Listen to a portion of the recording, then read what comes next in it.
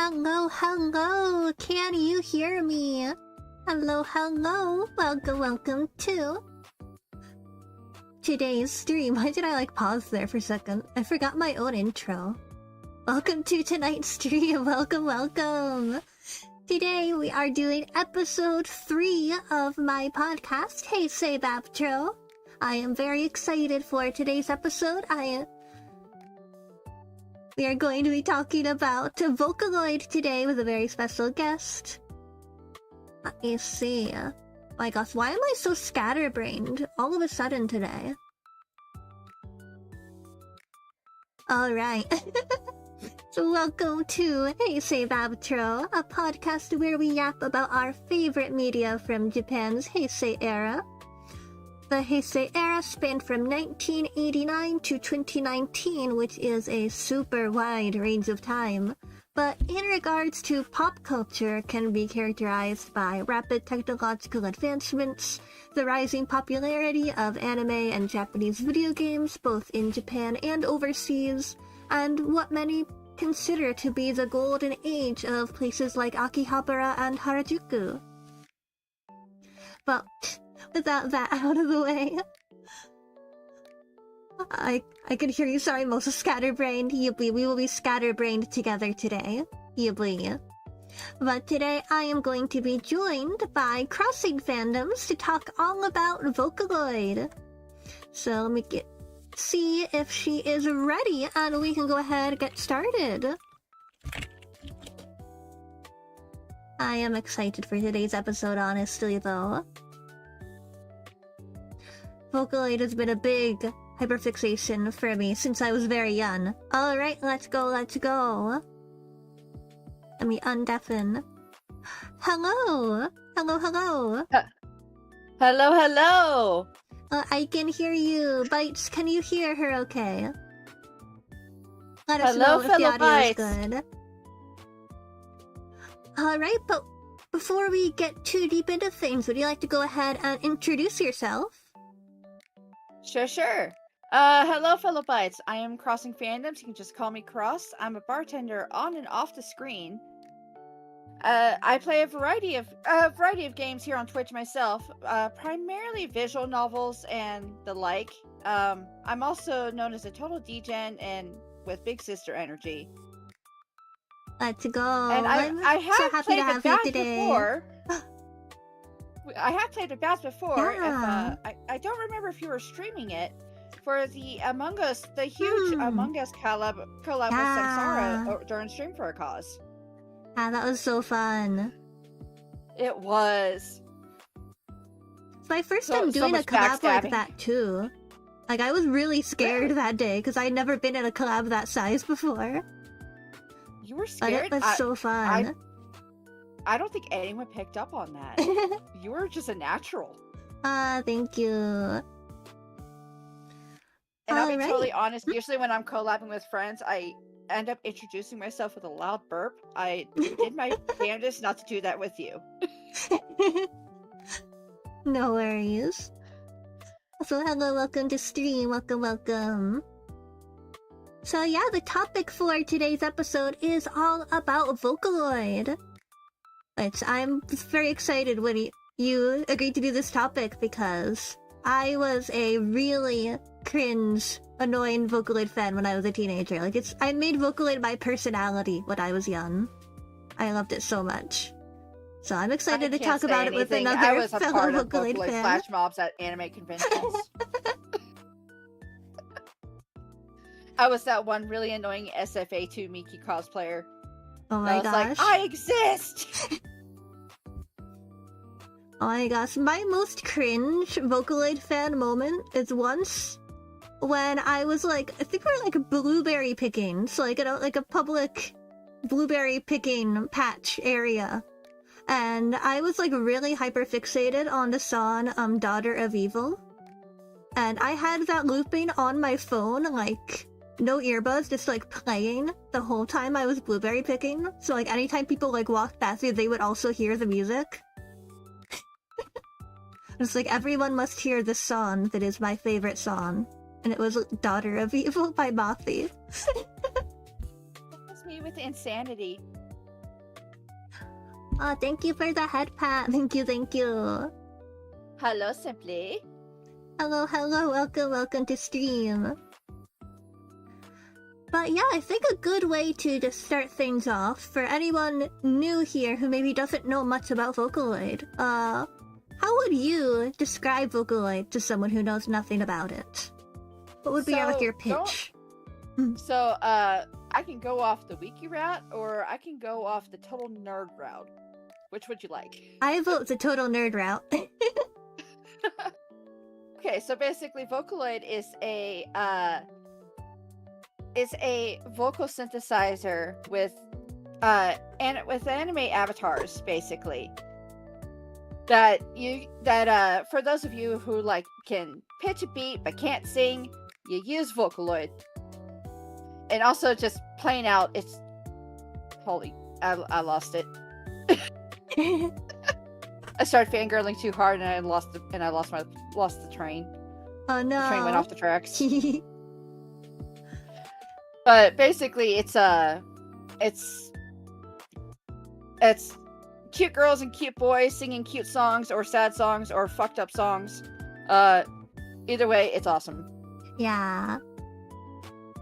And there are so many different genres and types of songs to where, like, there's even songs for people that are into jazz or rap, primarily. Like, yeah, it's not. Such a wide some people think variety. It's like.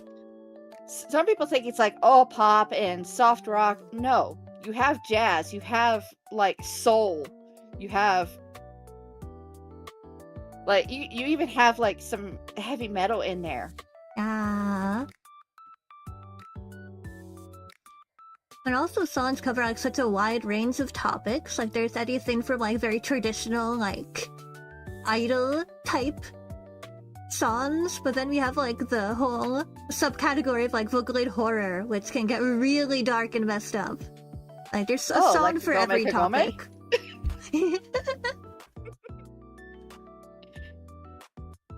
My gosh, I used to be so like obsessed but also terrified of the horror songs. Like I would listen to a song and then like not be able to sleep for like a week. I was that type of person that purposely seeked out the horror songs. It was really funny re-listening to some of those songs that I was terrified of when I was younger and being like, wait, this isn't that bad. What's wrong with me? This is cool. It's kind of like when you found that one creepypasta that like gave you nightmares for a month solid, and you look back on it now and it's like, this is cringe. Why was I scared? Exactly.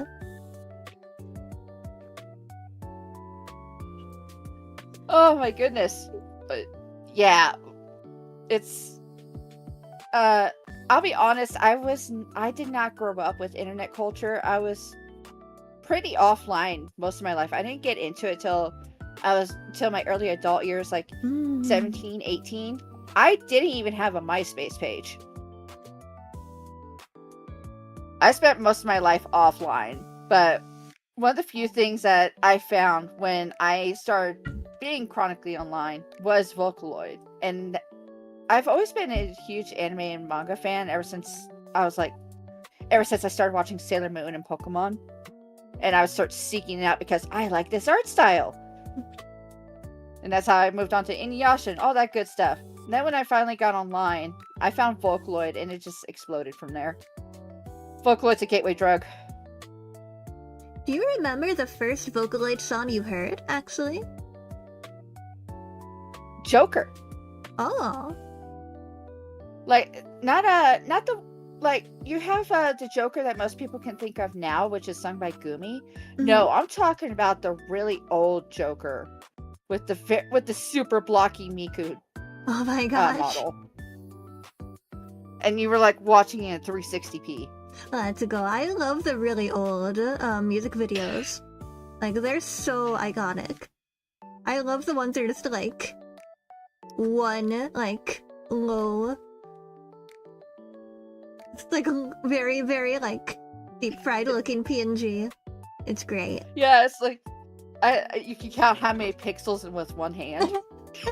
It's so good. But then contrasting art styles, the song that I found after Joker was Bacterial Contamination. Vastly different skill levels there with the animation. Oh my gosh, my first time listening to Bacterial Contamination, because that was back when I was like interested by horror songs, but also kind of afraid of them. I remember an internet friend told me that just to listen to the song, but like look at the comment section, don't look at the video. So like I didn't actually know what the video looked like for like a few years. I listened to the song, but like I would be scrolling the comments, so I wouldn't have to see the creepy video. Like I loved the song, but it took me so long to work up the courage. And like it's not even that bad now, but that is perfectly valid. That video was all sorts of messed up, honestly. Like, why would I want to watch Miku get deformed into a cockroach-looking thing? Yeah. Like, it's such a cool video, but yeah.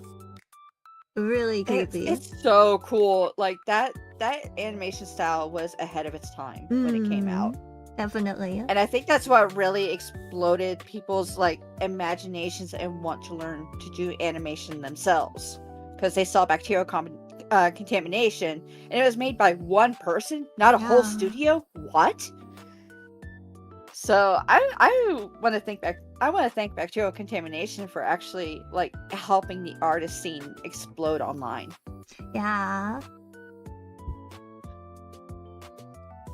Like, I just love the creativity that goes into so much of Vocaloid. Like, I think a lot of people are like, oh, it's not a real singer, so it's not, like, real music. But, like, the amount of artistry that goes into making the songs themselves and the videos, like, it takes a lot of effort. Like, it's definitely real music and real art.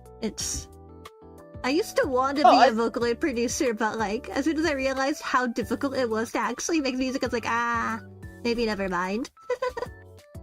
Same here. I downloaded the program once upon a time. I was like, I'm gonna be a vocal producer. I'm gonna be as cool as Wawaka one day. Never mind.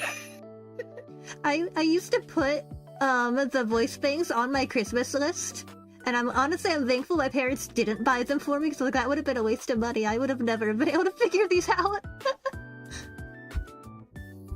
But it would have been cool. But if you think about it, Vocaloid 100% is real music, because you can kind of tie it into like the VTuber culture. Yeah. Because those are real people behind the voice banks, just like there's real people behind our avatars. Yeah, definitely. I used to love like listening to like the covers that the voice providers would do of some of the songs. Like, this is like the real version of this song. I love when I find Vocaloid covers of popular songs. Yeah, those are also really cool. Because it's like, okay, so there's this song I really like. Someone did it with a Gumi voice bank. Alright, let's go. I remember being really obsessed with this one video that was, like back when Frozen was really popular, back when that first came out, there was a video of Hatsune Miku singing Let It Go, and I was like, this is so cool. So also like a full, like, I think it was a Miku Miku dance. It was like Miku doing the whole scene. So it was like a reanimated version of Let It Go, plus Miku singing it. I was like, this is the coolest thing I've ever seen in my entire life. Oh, dude, Miku Miku Dance has consumed my life. That's like half of my roster on YouTube. I'm not even joking. I work with Miku Miku Dance a lot. I have so many videos on my channel using that program. Yeah, Miku Miku Dance is the other thing that I tried using when I was younger. Like, I downloaded it to one of my old laptops back when I was a teenager. But I got so scared of downloading viruses on accident that I didn't end up, like, doing much with it. That is totally valid. Like, that is always going to be a fear. But, you know what? You just have to remember, you're a stronger virus idol than they are. Yes, I'm no longer afraid of viruses. I am the most powerful virus. You control.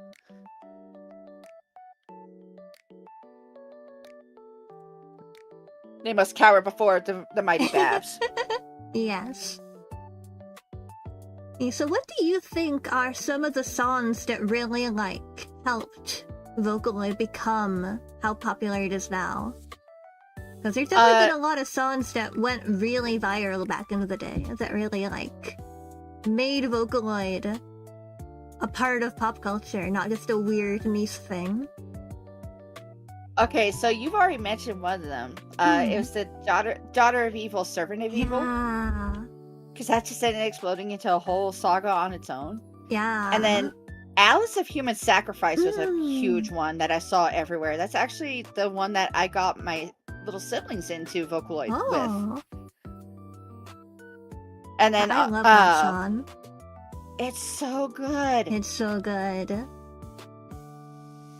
And then you have World Is Mine. Yeah. That was one of the first ones. World Is Mine is one of the first ones I listened to.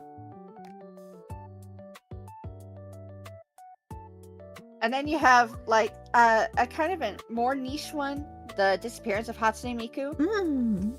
You could not go anywhere with a Vocaloid gathering without someone either attempting or full-on succeeding to do that super fast intro to the song. Oh my gosh. I could never do it. I've always been I'm a slower talker because I have to properly enunciate my words because unfortunately I have my tongue is too big for my mouth, so I slur very easily. So talking fast, it's like blah, blah, blah, blah, blah, alien gargles.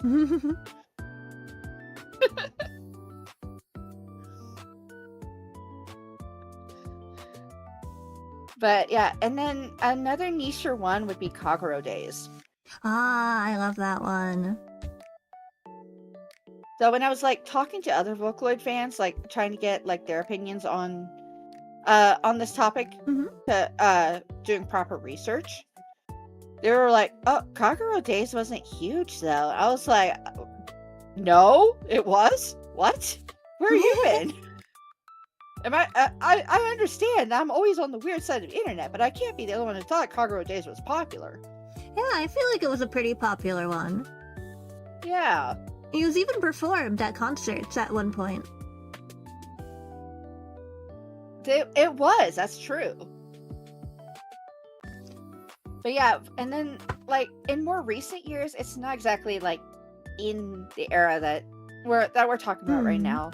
But Vocaloid has just been exploding even further lately because you have Miku being sampled in songs nowadays, like with Kill Jill, Bad Bunny, and then Set It Off was a huge one that just exploded. That was crazy. Why do I was just amazing. I still play it on repeat sometimes. Yeah. It's crazy to think about, like, I was so weird when I was a teenager being, like, really invested and obsessed with Vocaloid because, like, I didn't know anyone who liked it. So now that it's basically, like, all bordering on mainstream to know Hatsune Miku and Teto is so crazy. Like, everyone seems to know Miku now. You see those pigtails and you know exactly who it is. But the only thing that like saddens me a little bit is that it's I know Miku is the face of Vocaloid, but there's just so many other Vocaloids besides Miku that are just absolutely amazing. Like Kaito and Meiko was one of the first ones, but she's just not as loved, and I do love her. Me too.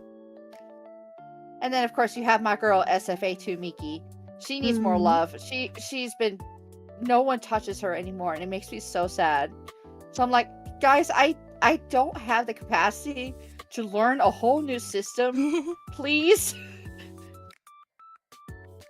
Please give me more Miki content. I beg of you. But then you also have Gumi has been exploding all over YouTube thanks to producers like Kira. I think Gumi and Teto in particular have gotten a lot of love lately. Another one that's been kind of left off to the wayside is Gakpo. But I can understand behind that one because of such strict licenses that they have with his voice bank. because Gact is still he's been around forever, but he's so popular and his music is just so treasured. So I understand the strict licenses behind Gakupo and why he got kind of left off to the wayside, but our dancing samurai, guys, come on.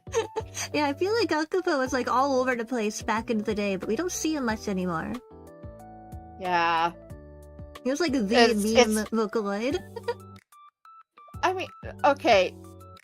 You can't tell me that Gakupo was not like the lead of the Loincloth Brigade.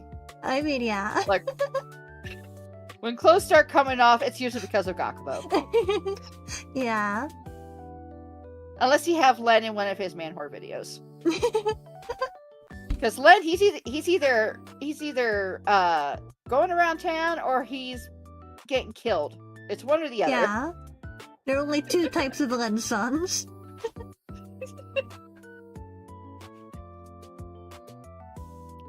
We're not gonna get into Spice.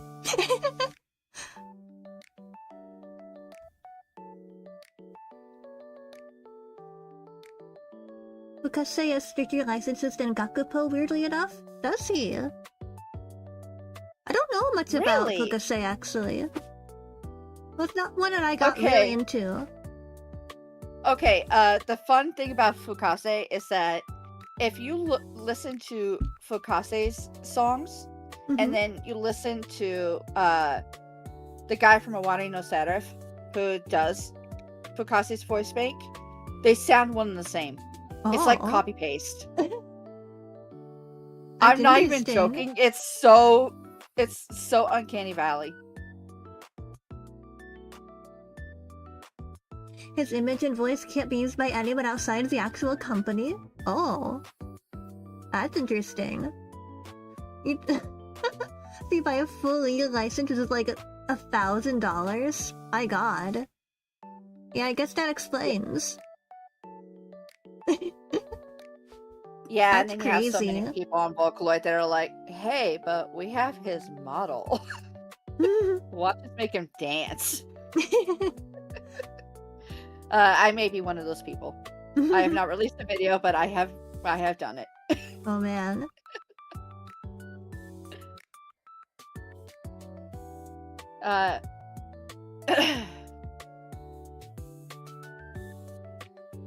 One of my favorite Vocaloids that isn't even around anymore, sadly, is Siu, the Korean Vocaloid. Oh, Siu! Yeah. I remember Siu. I can't remember why they stopped using her though. Like, she was the Korean Vocaloid, but I guess it just kind of moved on. Yeah, I mean, her backstory is kind of a lot. Because I don't know how much about Siu's backstory you know, but... Not too much. I know that she's like full on yandere, but there's so many yandere Vocaloids that they kind of ran together on me. Also, So if we're gonna go yandere Vocaloids, my favorite is Sukono Te. Also, oh my gosh, thank you, Asprey Street, for the gifted sub.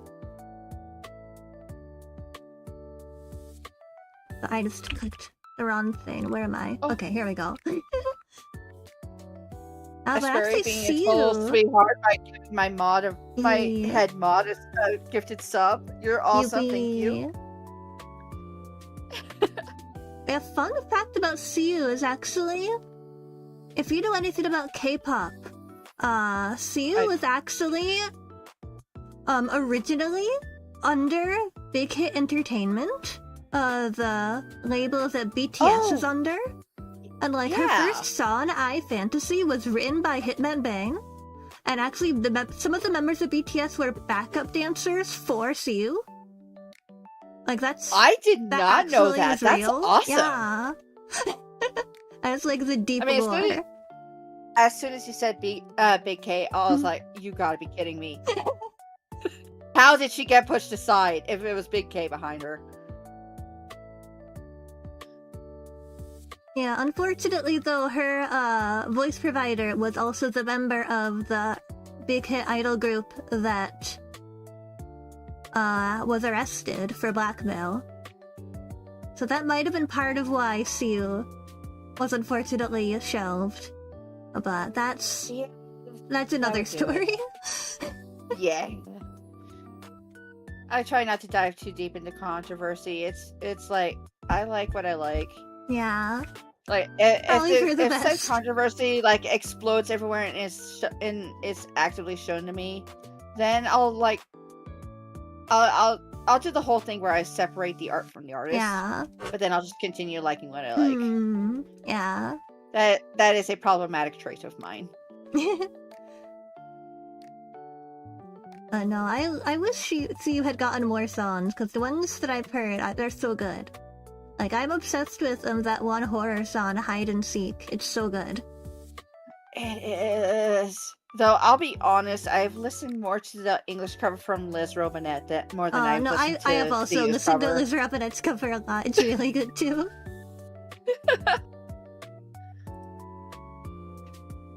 Liz is just such a good Vocaloid cover artist. I can't help it. I'm sorry, vocal community.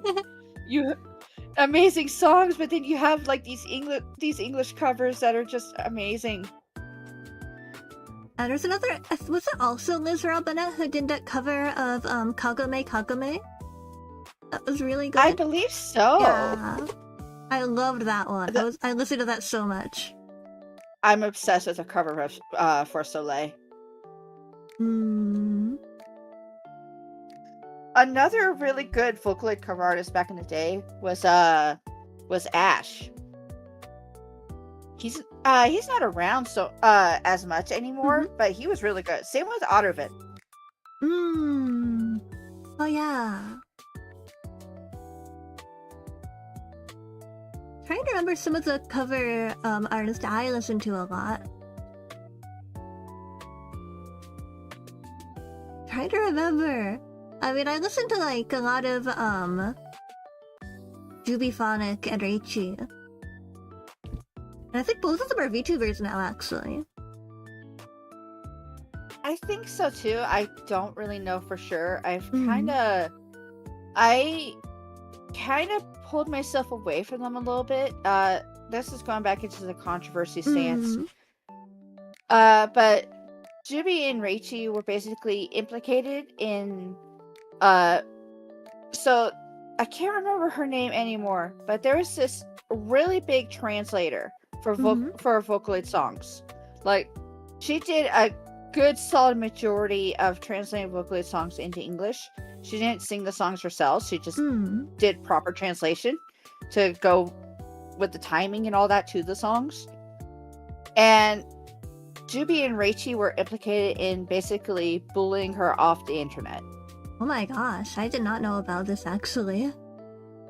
Yeah, it was a whole thing for a while. I think it was like back in 2019? Question mark. Don't quote me on that.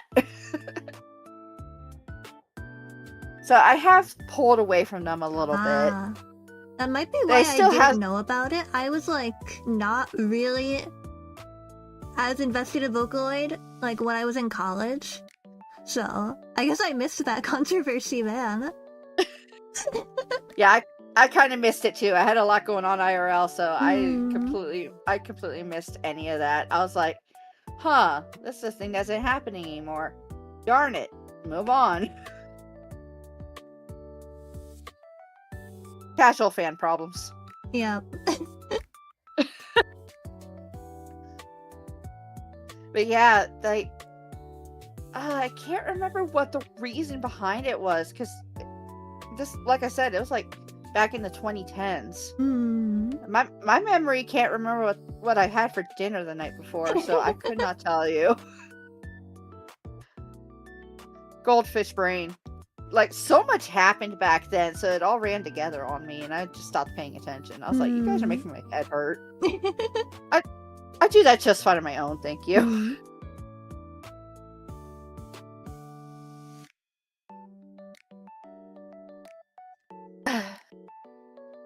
Changing the topic a little bit. Yeah. Changing the topic a little bit. Since, of course, Vocaloid is quite popular nowadays, and lots of people are listening to it. But what are some of the older songs that you would recommend to newer fans? The older songs I would recommend to newer fans. Oh, that's a solid one. Of course, I'd have to go with the standard virals: Daughter and Servant of Evil, Magnet, Bacterial Contamination, of course, because you have a whole new genre of horror fans. I think I would. Oh, let me think. There's just so many good ones. I think I would also have to recommend a couple of Kira's newer songs, but that's not older Vocaloid songs, so that doesn't really count. Kira's really good though. I like their songs. Kira's amazing. Like, Kira's like, hey, we need more content. Bet.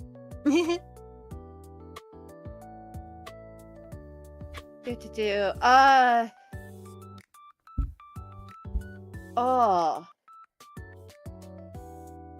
So probably Duke of Venomania would probably be a huge one on my end. Duke of Venomania, along with Pomp and Circumstance and Lost Ones Weeping. Those are all very good ones too. Yeah, especially I was obsessed with Lost Ones Weeping because a lot of people can really relate to that song nowadays with the current education issues. Definitely.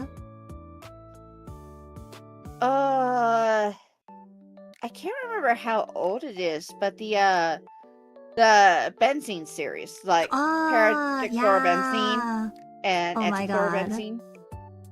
Like, those are so underappreciated in my as far as I'm concerned. There was a remaster of the first one, or like one of them at least, recently. Yeah. So I've noticed a lot of producers have been remastering some of their older songs recently, which is really cool. I mean, it's honestly, that's just amazing. I love that. Just I think my final recommendation for new Vocaloids is enjoyers is Senbon Sakura. That's just the classic. That was well, it's a classic that deserves to be loved for eternity. Yes, definitely. Like, the fact that I haven't mentioned it yet is criminal. Let's be real. Yeah. Simply says, just be friends. That is a solid one too. Yeah.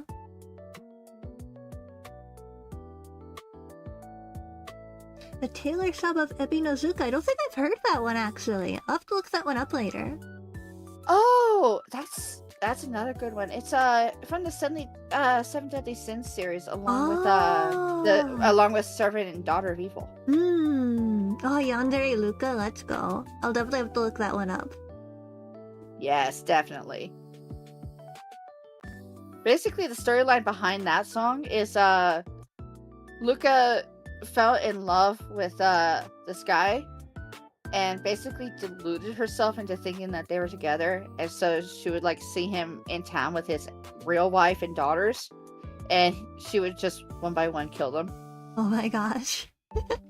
so she could have them all to herself, like actual yandere. Well, there's a lot of good yandere themed songs. Like, I listened to a lot of those back in the day. Like, the classic Rotten Girl Grotesque Romance. I was really obsessed with that one for a while. Scissorloid? That one. I really like. For real. Oh, there was another one. What was it? Fear Garden. That one. I loved Fear Garden. Simply, Scissorloid was your life for a while. Like, let's be. That one is so good.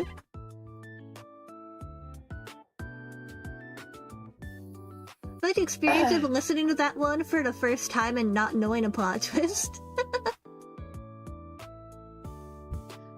Alright, I can't be the only one that was like really confused on in the animation for it. I can't be the only one that was super confused on why Master was Kaito. Yeah, that is a good question. Like, you see that in a couple of the videos, actually. Like, whenever they're talking about whenever they have Master in their songs, it's always shown as Kaito. Yeah, like, because Kaito is like, a love interest. That makes sense. Like, I feel like Kaito is kind of the love interest for a lot of the older videos. Like, if there was a male love interest, it was almost always Kaito back in the day. Well, he was the only other big name Vocaloid at the time in their generation. That is true, yeah. It was either Kaito or Len. In capitalized letters in their generation, because there were other Vocaloids, male Vocaloids before him. Yeah. It's just that they didn't reach as high as Kaito did. Yeah.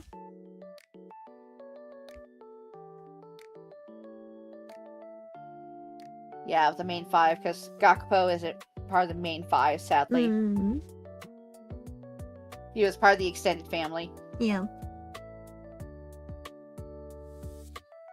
But, so, it's a mid-known fact. Like, it's not widely known, but it's not, like, underground knowledge either. Vocaloid actually started out in English, not Japanese. Yeah, that is true. It was originally only available in English with Leon, Lola, and Miriam. But then Yamaha was like, "Hey, wait a second," and threw out Mako and Kaito. Yeah. And, like, the original Vocaloids, like, didn't really have, like, a canon, like, appearance. It wasn't until, like, the Japanese Vocaloids started using, like, anime characters on the box art, right? That is true. Like, the insert the horrors as the sweet Anne box art. I'm pretty sure that gave a lot of people nightmare fuel. Like, don't get me wrong, I love Sweet Anne, but that box art, bro. It turned me off. I was like, what is that? That is not Sweet Anne. What is that? That's the promo picture for a horror movie. What?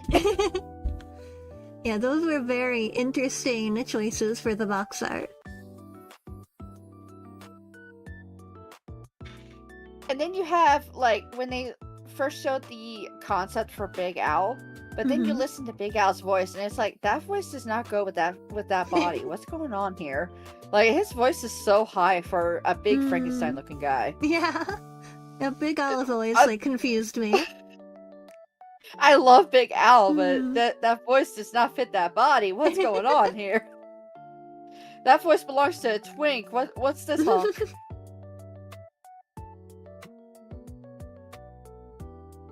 Big Al does not have a... Fucking... Leon has a lower register than Big Al does. Where are you on, Simply?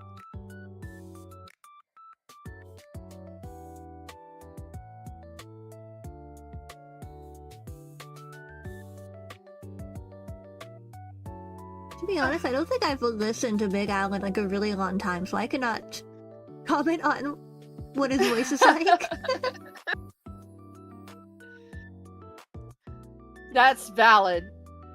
Big Al doesn't get a whole lot of love, honestly. He had, like, maybe 4 good songs, and then he disappeared. Yeah. I think Big Al was introduced during, when Vocaloid was starting to get oversaturated. But he was also way too big to be classified as an Utao. Because Utao is completely indie. Yeah. I think that's another good thing about Vocaloid being introduced. Like, you have the animation boom, the art boom, you have music boom, and then you have a category with the music boom of people being like, semi self-conscious about their voice, but they also want to be able to sing like a Vocaloid, and so Utaloids were introduced. And it became a thing so people could they could sing like a Vocaloid. It'd be their voice. Yeah. I mean, that's how Tato came to be, honestly. Yeah. Tato was originally like an April Fool's prank with an Utaloid. Which is why it's so crazy that she's like so popular now. She's like basically one of the like main Vocaloids, but she was never meant to be. No, she was originally just supposed to be a joke. Yeah. And they were about to retire her, but fans were like, no. Pull out dumpster. This is ours now. You can't have her. Taito is the epitome of the random garage band down the street suddenly striking it big with a huge record label. Technically, she's a synth now, never got to truly be a Vocaloid. I mean, I guess that's true, but she's basically a Vocaloid. She's even been at, like, the concerts now. Like, she's performed on, like, during Miku Expo. Which is crazy. Yeah, Taito might as well just be fully classified as a Vocaloid. Like, even, official Vocaloid registers have her as a Vocaloid. Yeah. It's honestly, she deserves it. It's so cool. She does. She was a rags to riches story, and I love it. She's amazing. She's not one of my favorite Vocaloids, but she's great. Yeah. I love the story behind her. She's got lore.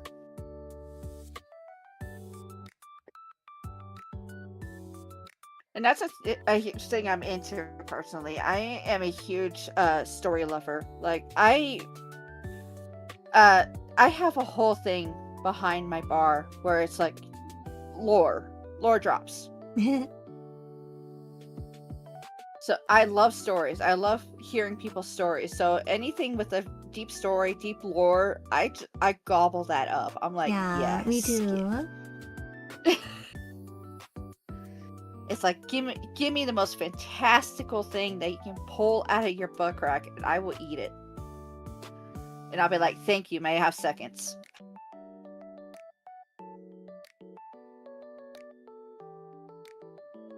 Do you have any favorite, like, lesser known, like, less popular songs that you think more people should check out? Oh, I have a few, actually. So, like, there's not too much love towards the Chinese Vocaloids. So I definitely, one of my personal favorites is In Your Breath by Yuzeng Longya. I totally butchered that pronunciation. I'm so worries. sorry. But it's amazing, and he even performed in one of the Volca concerts. Oh.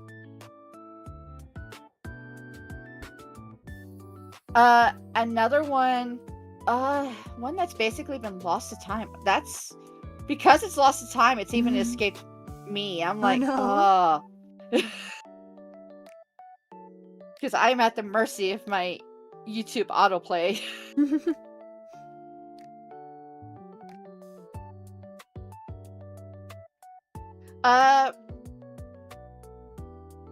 Kalalini. Ah, that one. Yeah, I like that song. I love Kalalini. It's so good. It is so good. Also, I don't know if it counts as lesser known, but it's definitely been semi lost to time. Though there has been a resurgence lately. Pomp and Circumstance. Oh yeah, that one is really good. I used to be really obsessed with a particular Miku Miku dance video of Pomp and Circumstance. Don't remember, I haven't seen it in years, so I don't know if it's even still on YouTube, but it was a really good Miku Miku dance video for that one. I'm one of those people who found it through a really, really popular Hitalia MMD video. Oh man.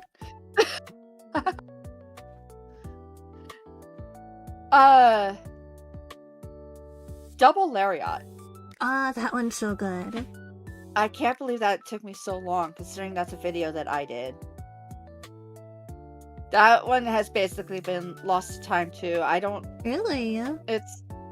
As far as I'm concerned, I haven't really seen anything about it. Yeah. Like, even finding finding a pre-made motion for it was just complete and utter hell. I had to dive deep into the archives of the vocal community.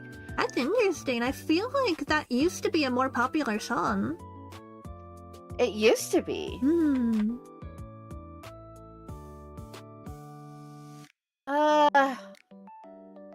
I'm trying to think. What would be another one?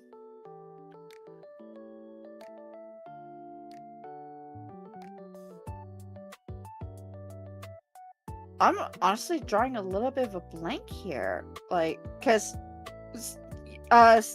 what would be lost of time? Like, if it's like a hard to. I think it's all perspective, honestly. Definitely. Because if it's your favorite and it's something that you've watched like this entire time, if you like kept it in your playlist constantly since you originally started listening to it, it's not really a loss of time to you. That's true. Alice of Human Sacrifice. That one's good. I like Alice of Human Sacrifice.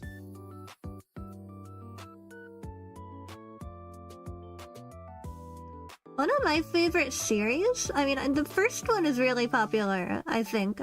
Maybe it's still popular. This is the Happiness and Peace of Mind Committee by Utata P. I was obsessed with all of the Happiness songs. That whole series is so good.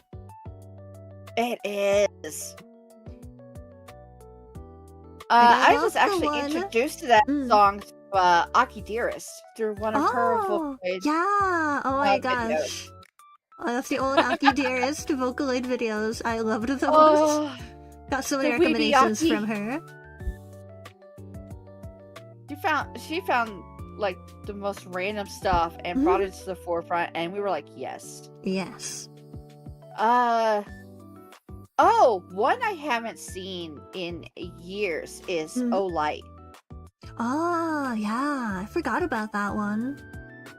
Yeah, that was one. That was one of Kikuo's more popular ones back in the day. Yeah, as far as I'm concerned, it was so good.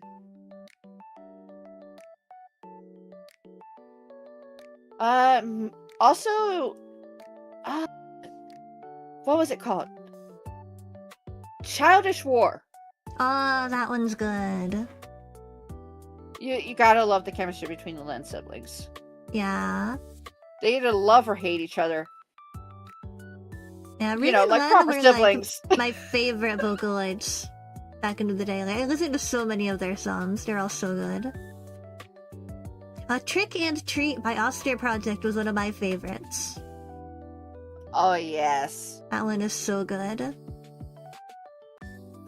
That is a good one. I haven't heard that one in so long. Wow.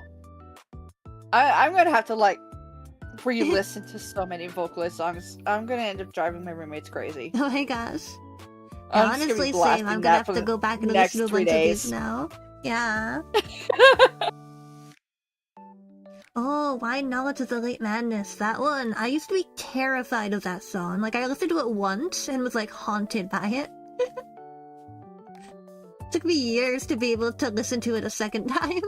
And now I like it. It's not scary now, but like I used to be terrified of that song.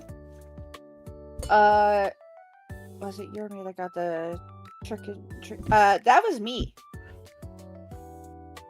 Simply. I was the one who found that motion because I wanted to do some Halloween videos.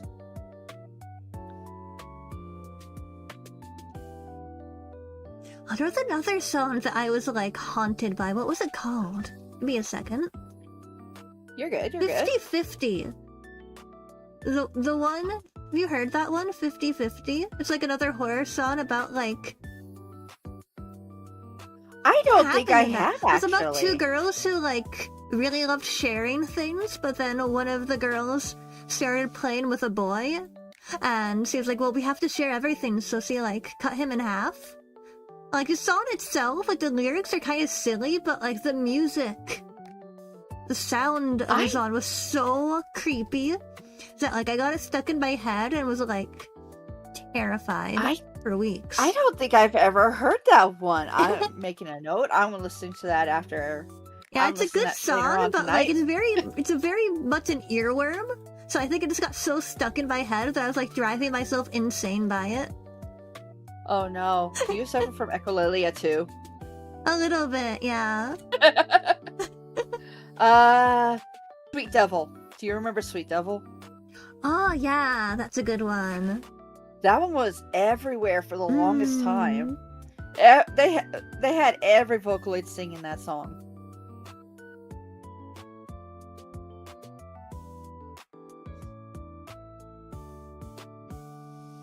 Vocaloid echolalia is the devil, yeah, especially the horror songs. Like, if you get a horror song stuck in your head, you're like, oh god. Oh no. Well, I used to like to sleep. Not anymore. Of course, that's me with every Kikuo song. Kikuo is so good at doing those creepy songs, like Mommy. Yeah. Oh, yeah, it was called Mommy. That's right. Let's see. There was also another one. I'm struggling to remember what it was called because I don't think it ever got a because it was one of those songs where I always struggled to read the romanji for. So I was like, how do you pronounce this? Like, I can't even do it phonetically.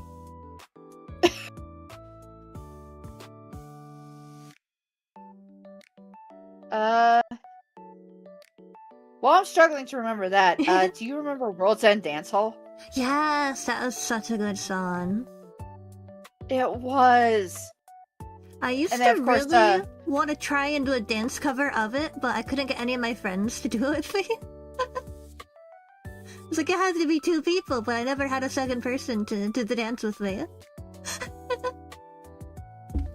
Oh, if we're gonna start talking about dancing, one of the songs that I was absolutely insistent it would be the very first Vocaloid dance I'd learned would be Bad Apple. Ah, Bad Which Apple. sucks because it's not even a proper Vocaloid song, it's Toho Project. Yeah.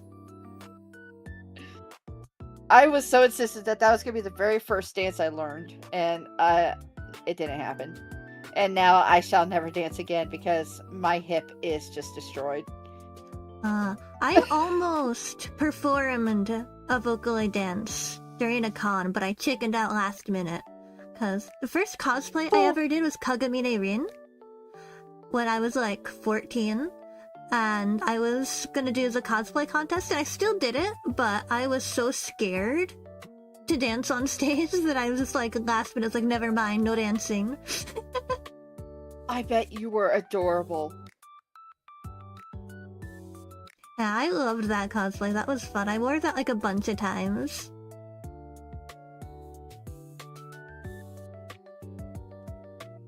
I don't think I've ever like fully properly cosplayed a Vocaloid. I started getting the pieces together for Miki, but it always fell through because I would like find something else that I wanted to cosplay even more, or I was just like I was too bombed with work and crafting commissions to go through with it. Yeah, I have so much respect for cosplayers. Like, I want to cosplay more, but it's so much effort to like make a really good cosplay. It's like, I'm kind of a perfectionist. If it doesn't look perfect, then I don't want to do it. But so much effort goes into it sometimes. Oh, it does. Like, you have to source the wig, you have to get the costume together, and the costume is either you have to somehow get it together yourself, or you have to commission it, which can cost a lot of money. It was so fun, but it was also so stressful because something always happened last minute. So without a doubt, I always had like a backpack with me with a sewing kit, so I could do quick patchwork for people. I was lucky that my grandpa knows how to sew, so he actually made my first couple cosplays. Like my Rin cosplay, he made. And I also did, if you know Higurashi, I cosplayed Rena as well, and he made that cosplay for me too. Of course I know Higurashi. You were Rena? Oh no. I always wanted to cosplay Mion. I learned how to sew via puppet making class. Oh my gosh, that's so cool. I know how to sew a little bit. I've made a few small things, but I don't feel confident enough yet to make a whole cosplay by myself. But goated grandpa for making your costumes. That's awesome. Yeah. Look, VIP right there.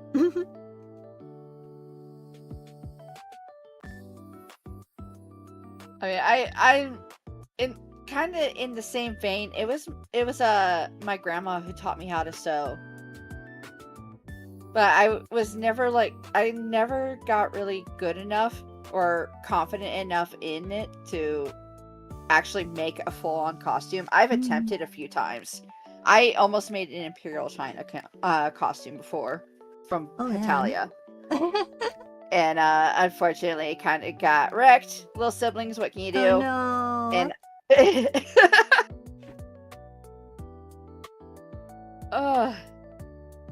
but cosplaying is a lot of work. Like I said, it's so fun, but it's so stressful. Yeah. And I used to get such bad headaches for wearing the wigs. I've always had a lot of hair, so getting this hair under a wig was a nightmare and a half. Sibley can vouch for me on this. We would have to do like a bazillion braids and then like dab 1,000 pins into my hair to keep the braids intact underneath the wig cap. But no matter what we did, my human always showed. Oh no. So I have to applaud long hair cosplayers able to effortlessly shove all of that under a wig, especially a short wig. Yeah. Like if you're wearing a long wig, you could somehow you are able to hide that a lot easier. But if you're wearing a short wig, like one of those really short shaggy boy cut wigs, yeah, definitely. You're a master. Like the rest of your costume can be complete crap, but you got the wig right.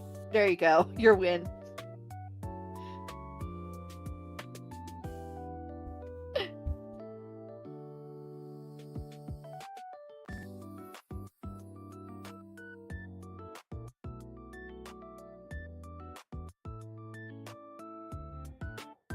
Cross in a boy cut wig makes the wig like stand off her head, oh man. Pet Marge Simpson hair. Wig. Yeah, I really wanted to cosplay more when I was younger, but like wigs were expensive and I was also so terrified of buying a long wig and like not knowing where to keep it, because like at least my short wigs, like I don't know where they are now. I used to like keep them in a box, but like where do I put the long wig? How do I keep it from getting tangled? I was too nervous too. You can't keep it from getting tangled. You just have to basically resign yourself to the fact that the night before the con, you will be brushing that thing for 5 hours. Oh man. Though there are a couple of tips to keeping long-haired wigs in storage for longer. It's basically if you take a like some people swear by silicone spray, you can achieve the same effect with what was it? It was fabric softener. Watered down fabric softener. And if you spray that on the wig while you're brushing it out and then braid it before very gingerly and tucking it into a Ziploc bag, which you have to make sure you press all the air out of. So basically vacuum seal that. And then like get it out periodically to do a quick touch up. Another thing you can do is like slightly layer it. Like most wigs, they're all just one solid length. You have the bangs, you have the side pieces, and then you have the back of the hair, and they're all just like one solid length. But if you somewhat layer that, it helps a lot. Wow, I see. I'm gonna make note of this because I do want to try cosplaying this year. That's one of my goals. Like, I want to cosplay at least one character this year. Or maybe I will brave the long hair wig. Do it. But yes, also what Simply said in chat, crimping helps a lot with tangles and volume. I see. Thank you for the tips, oh my gosh.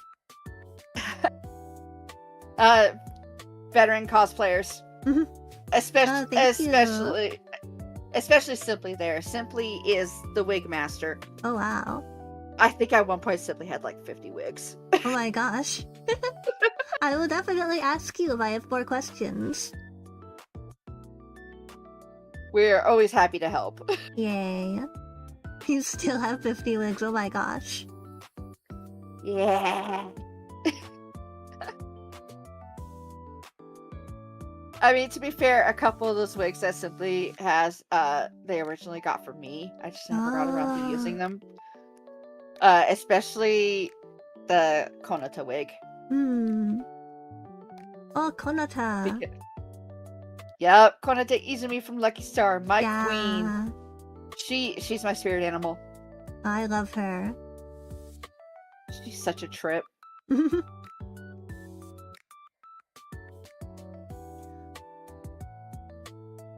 Oh, but I know you talked about, it's kind of to shift the conversation a little bit back to Vocaloid. You've talked about doing Miku Miku Dance a lot. Could you tell me about like how you got into making Miku Miku Dance videos? So it's something that I actually wanted to do for a long time, ever since I like started watching them on YouTube. And I would like once in a while catch tutorials and the recommendeds, and I'd watch it, and I'm like, okay, this looks slightly complicated, but also doable. But I never really had like my own personal computer to try it out with until like it started before I actually started debuting on Twitch myself, a few months beforehand anyway. And I was like, okay, I'm biting the bullet. I'm downloading this. I'm going to try. And it just kind of exploded from there. I found ways to find the motions I wanted, how to get proper wave files. I even learned how to take mine and my friends' models that we used to Vroid and convert them into the models that you use in MMD. So if you look on my channel and you won't see any Vocaloids. You'll just see me and my friends doing the dances as our characters. Yeah. But it was something that I wanted to do for years, ever since I first started getting into Vocaloid, because I started getting into Vocaloid around the same time as I got into Miku Miku Dance videos. And it was just something that I wanted to do for years. And by years, I mean all the way back in the before times, like 2010, 2009. So I've wanted to do it for like 15 years before I finally was like, yes, I'm doing it. I'm not gonna be scared anymore. I'm going for it. And slowly but surely, I'm like been evolving my skills, because it's not like a one-stop shop. You learn how to do the basics, and then you just move on from there. You learn very quickly to be satisfied with what you've accomplished, and you just keep learning along the way, because there's always something new that you discover you can do in that program. Yeah. But I do use Vocaloid models when I'm not entirely sure of how a motion will look, because I'm still learning how to make the motions myself at the moment. I'm mostly using motions that other people have made and are distributing. I think the one Miku Miku Dance video I made a really long time ago, and that I definitely don't have anymore, was I found a motion for Meltdown. And so I made a very, very simple little animation of Rin doing Meltdown. I think I had like the water flooring, so I had like the ripple effect. Oh, that's so good. It took me a while to learn how to do effects. So I was like, how are people able to do this? And it took me a while of research. I was like, I wanted to get good. Yeah. I just kept telling myself, get good, nerd. And so I'm getting good. I'm listening to that inner voice. But yeah, it was just something I wanted to do for years. And I just grit my teeth and I did it. It was that Shia LaBeouf meme. Just do it! Exactly. I was like, ma'am, yes ma'am. I'll do it.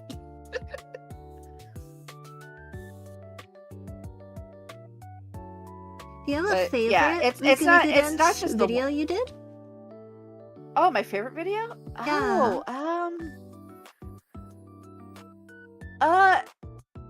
Yes, actually, but it's not released yet. Oh. But of the ones I've released so far, I think. Oh, that's a hard call. It's a toss up between Machine Gun and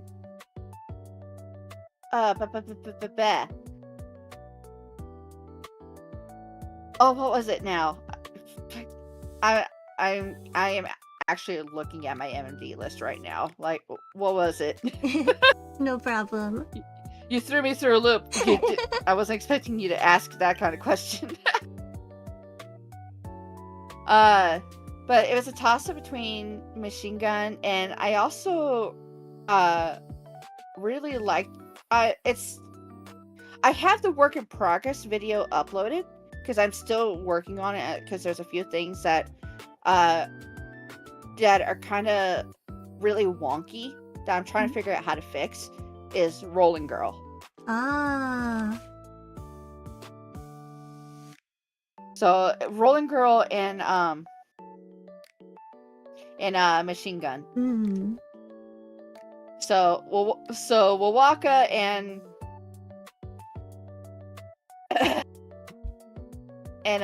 Kira. Those two are my heroes. Let's be real. They're two of my favorite there's producers. so many good Wawaka sons. There are. Rip Wawaka. Rip to a legend. Those Circus P though. Circus P has so many good ones and goes through a whole genre range. Like you have Kikuo, which is into horror. You have Waka, who does really deep songs, and then you have Circus P that like has an ID and runs with it. Yeah. There's such a wide range of different kinds of vocaloid producers. I think it's really fun when I just deep dive into one producer and find out how deep their range goes. If you think, oh, this person makes this kind of song, and then you find out their backlog has so many crazy things. Well, with how wide of a range Vocaloid goes through, you need a wide range of producers as well that can make them shine. That can properly take each voice bank's limits and showcase them properly. Like if you look at La Llorona, that's a somewhat newer one, question mark. That's used with Micah, Gumi, and Oliver. Oh. Who was the producer? I can't remember for that one now. I think that was also a Circus P song actually. Checking real quick. No,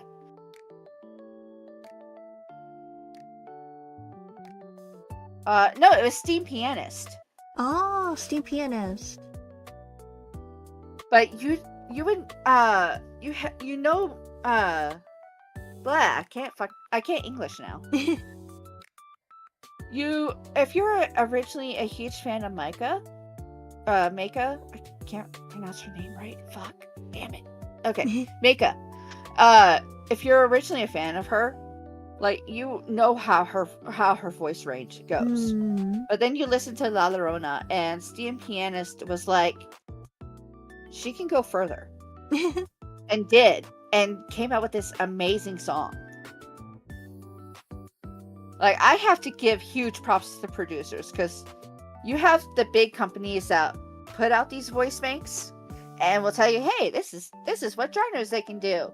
And then you have these super talented producers that are like, okay, we hear you, but they can do more. Yeah. And they put out masterpieces that you can't help but listen to on repeat. And kind of similar to that, the producer Michi M, who, well, he makes very traditional idly songs. Like, the tuning, like, they sound almost like they're human. It's crazy. Yeah, when people do that, it's like, it's insane, because you have the older voice banks where they still sound super robotic, and it's difficult to make them sing in any language besides their base language. But you have these people that take those voice banks and suddenly they're singing in French, and it's like, what? They can do that? Yeah. It's so interesting hearing vocaloids singing in other languages that they weren't designed to sing.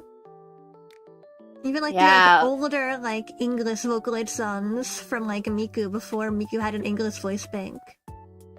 Crazy the effort that it takes. Yeah, you have so many people ripping on the original Luca, because Luca was supposed to be the bridge between Japanese and English songs. Yeah. And people would like rip on Rupa's English voice bank, but it was amazing. Like, if the right producers got a hold of her, she sounded just amazing. They took a bilingual vocaloid and they made her properly bilingual. Yeah. Hi, I'm from Russia, make songs in English vocaloid. Maybe I'll listen to your songs another time. Yeah. Those sort of things since I wanted to contact you. Yeah, if you want to email me about it, I will check out your music sometime. I'm always open to listening to more Vocaloid. Yeah, about the English voice banks though, like, another thing about people like talking about how bad they are, quote unquote, but like, English has so many more sounds so that it takes a lot more effort to like make one of those voice banks. Especially if that is not like your first language. Like, even people whose first language is English has issues with English, so you can't really rip on anyone too badly. Yeah, like there's sounds in English that are not even in Japanese, so it's definitely difficult to make that work. Like, and I think it's so impressive when people can pull that off. Like the whole meme when they make Luca say road roller. Road roller. I'm talking about people ripping on Luca and then I do it.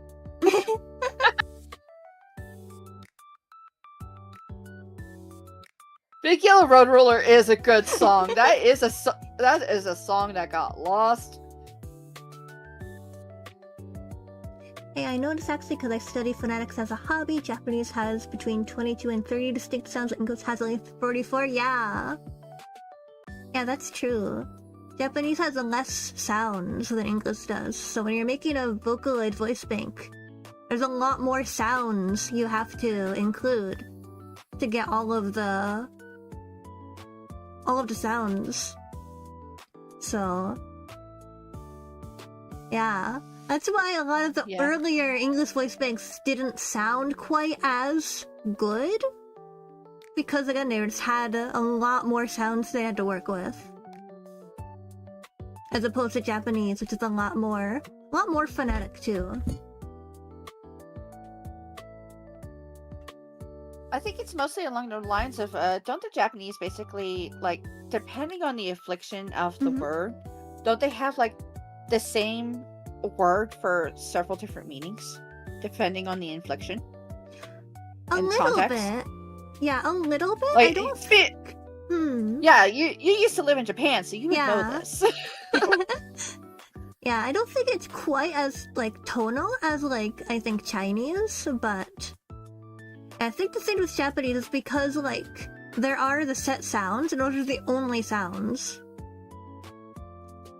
Whereas in English there's multiple pronunciations, like a word could be spelled the same and pronounced differently, but in Japanese like everything is pronounced one way.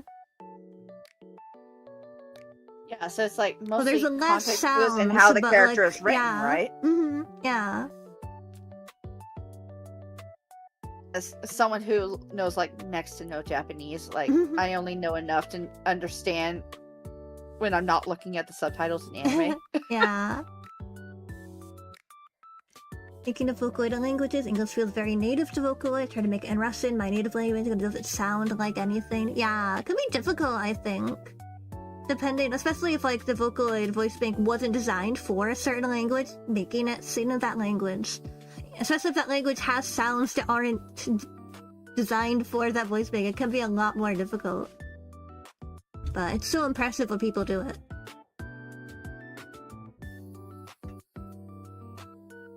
Oh, this is actually a song that me and Simply talked about not too long ago. Continuing Dream. Oh. I don't think I know that one. It's such a good song, and it's so uplifting. I definitely recommend it. 100%. It's so good. It's, like I said, it's uplifting, it's soft, and it's really, really hopeful. Like, back in the early days, that was a song that me and Simply put on when we were, like, not feeling great about our situations. It's like, because it was like a very soft, you can do this song. You can do this and we're with you. I'll definitely have to go look that one up later.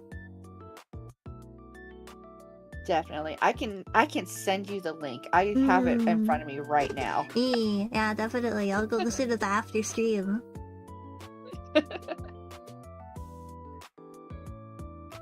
Yeah, I believe it was originally shown in Project Diva. Oh.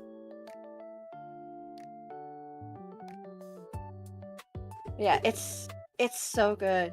Like, going off, Vocaloid has really like reached, because it's not just voice banks anymore. They also have manga. Like, Oh my gosh. I'm actively looking at my Vocaloid manga right now because it's right on my desk because I was in the middle of rereading it. And then you have I think it's a movie, isn't it? It's the Miku Who Can't Sing. Yeah, I haven't seen it yet, but yeah, there's a Vocaloid movie now, which is crazy. I'm so looking forward to watching that. And like, there's everything now. Like, I know the Daughter of Evil has like a stage play now. There was a stage play based on that. Crazy. I know. Oh my gosh. Like, Vocaloid is reaching out. It's like, we will not stay on the internet anymore. We will be everywhere. Because you also have Miku Expo in LA, which is absolutely wild. You have active, huge concerts with like 50,000 plus attendees. Vocaloid exploded, and I'm so happy for it, because if something like so niche is going to explode, I'm happy that it's Vocaloid, because they have been paving the way. Absolutely. For us Japanese nerds to just go further. Oh my gosh, but do you remember back, I think it was like probably like 2014, 2015, back when like they originally like started to, when Vocaloid originally started getting almost popular in the US, like I think back when the first Miku Expo happened and like Miku was on David Letterman and like there was like a commercial on TV that Miku just showed up in. It was such a weird time, because, like, it's definitely not popular yet, like, not mainstream, but it was like, hey, look at this weird Japanese singer. Yeah, you can't help but do a double take and be like, are virtual singers gonna replace real singers? Like, it was such a weird time. I remember that, 'cause you can't help but do a double take and be like, wait, is this actually happening? Like, how do these people know? Yeah. It's so... It's a wild time to be alive, where it's something so niche that you used to just enjoy online with a few friends. No one outside the circle knew what the hell you were talking about. And then you turn around and there's a movie, there's stage plays, there's Miku in big Western name songs. Yeah. What a time to be alive. Yeah, it started. Wow, I keep forgetting how long ago it's been since Vocaloid first popped into the scene, because it feels like it's been around forever, but not that long at the same time. Yeah.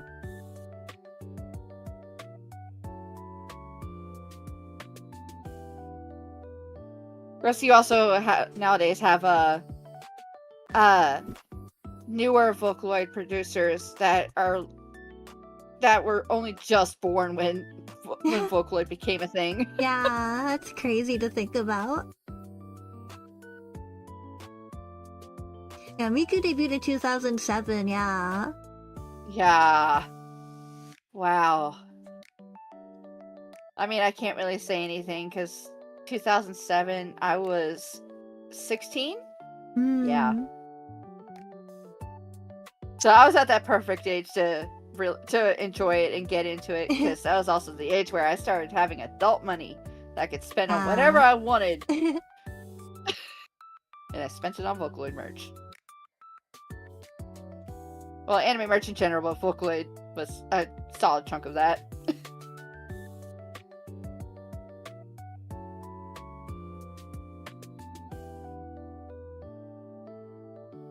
I was 6, first grade flashbacks. Yeah, I was also very young when Miku debuted. So I didn't find out about Miku right away. Like, that was like, I think it was like probably 2013, 2014 when I started getting into Vocaloid, really.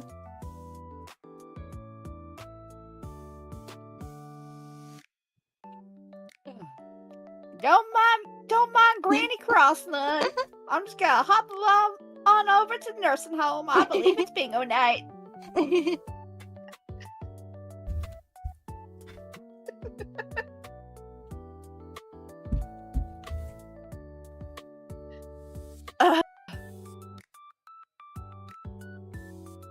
Yeah. Oh wow. Though we're all talking older Vocaloid songs. There's a few that have like withstood the test of time and is still mainstream. Like, you look up Vocaloid and it's one of the first ones you still see. Echo. Yeah. Echo is still so popular, and honestly, I'm glad it is. Like, it's such a good song. Like, it almost doesn't feel like an older song. Like, it feels like it fits right in with like the modern songs coming out. Yeah, I mean, Echo's been around, I want to say, about 12 years now? So yeah, it's definitely one of the older songs, like mid-range. But it's withstood the test of time. Yeah. Like, people just getting into Vocaloid, that's still one of the first songs they see. And I feel like World Is Mine is still pretty relevant. Well, yeah. Maybe not as relevant as it used to be, but it's still like, it's the Miku song. It is the Miku song.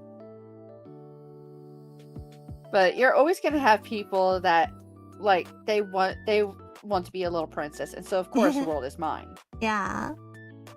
Oh yeah, Fortnite doesn't help. Because Fortnite still does, like, vocaloid stuff now and again.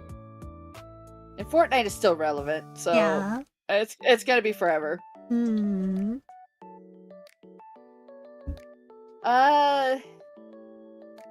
Let's see. Another one, I think it would be, Alluring Secret Black Vow. That's Oh. another one that's pretty much withstood the test of time. People still watch that. The views are still Yeah. climbing on those videos.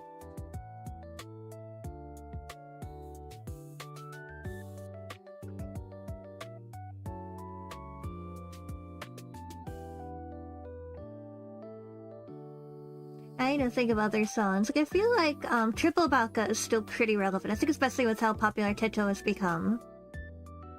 Oh, Triple Baka definitely. is still very, very relevant, which I like. That's one of my favorite older songs. I'm gonna make sure it stays relevant. That's Yeah. actually a big project song that I'm currently working on in MMD. Oh, let's go. Old school Teto Fukureta. Yep. Yeah. Fukureta will never die.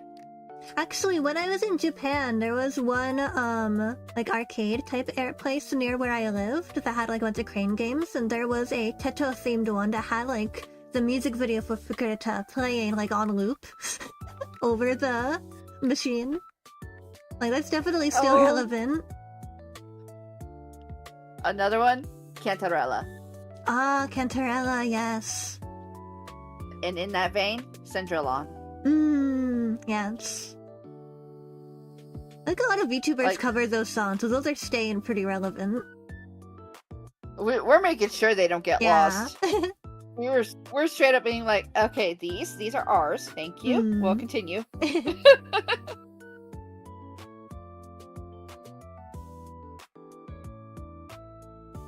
But by the way, I'm still looking for that one song that I can't pronounce the romanji for. And as soon as I find it, I will copy paste it so you can pronounce it for me. Okay, I'll try my best. I'm pretty sure you would do a better job than I would. Not because you lived in Japan, but because you have a better command over language than I do. Thank you. I'm over here being like, what is this? It's full on English. I don't know. I'm a VTuber. I can't read. I want to listen to and observe the vocaloid. It's a pity that it's not in my native language and I have to be the translator. Yeah. That could be difficult to navigate if there aren't any songs in your native language.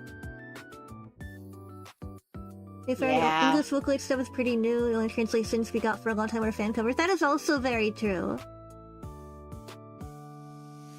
Yeah. Back in the day, the English songs were a lot less common. They did exist, of course, but they were not as popular. But you had to rely on translators, like taking time, because you have the translators, and then you have the translators that like actually fixed it so that it would keep in beat with the song. Yeah. I remember a lot of older English covers, like, they sounded kind of clunky, because, like, it can be difficult, I think, to accurately translate the lyrics while also being singable. Like, I'm so impressed by people that, I'm so impressed by people that can, like, do really good translations for, like, English song covers. Because it's so hard. To get it to, like, it is really, like, sound right. So the people that can do it are so cool. It takes real dedication and love for the art. Definitely. Because they're listening to that song like 50 times every 10 seconds to make sure, alright, does this sound correct? It does. Yay! On to the next 10 seconds. Listen to it another 50 times. Alright, this is what it means. How can I fit it? So it's just... The translators are unsung heroes, let's be real. Yeah. Takes so much talent. I translated a few like that, but never published them anywhere. It was a very long process. I can imagine. It must have been so difficult.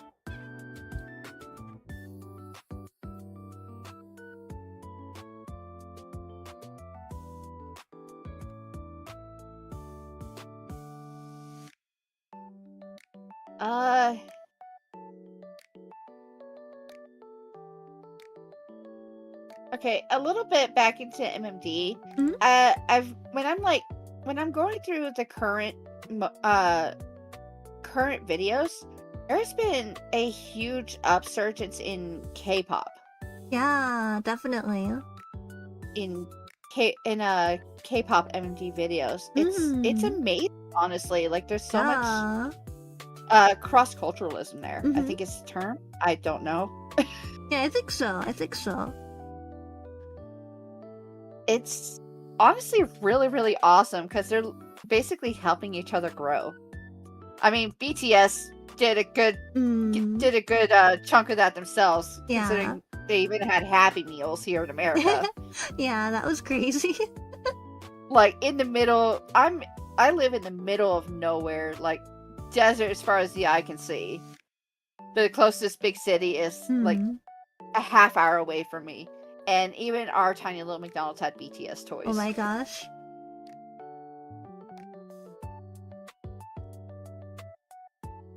But the fact that there's still like so much crossover with that, it's amazing.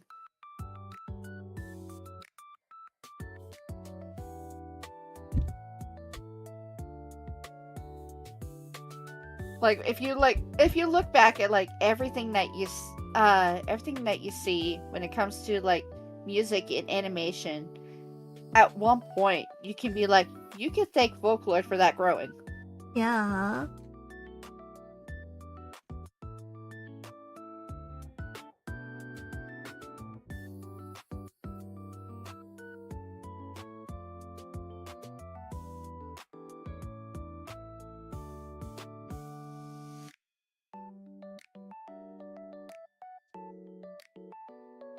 Yeah, once I figured out how to properly like work it out, because I do plan on downloading the programs for it myself. I also want to attempt to make my own vocaloid. I want to do that too, honestly. That's like kind of a goal of mine. I want to make an vocaloid. That would be so awesome. I want a Babs Utal. Yeah, I've always wanted to make one. I'm kind of intimidated by it, but like I kind of want to try it. I think that would be fun to make. I mean, I don't see why not. If it's something you want to do it. Like, the worst that can happen is that it doesn't work out how you want to, and how much you want to try. That is true. It's like the old saying, Rome wasn't built in a day. A voice bank wasn't built with one sentence. That is true. Mayhaps Bab Utaloid will be in the works in the future. You'll have to wait and see. I will be on the edge of my seat waiting for news. Yay. And that's not lip service. I'm generally I want a Babs Utal in my computer. I want to make you sing cute songs. Yay. That would be so fun.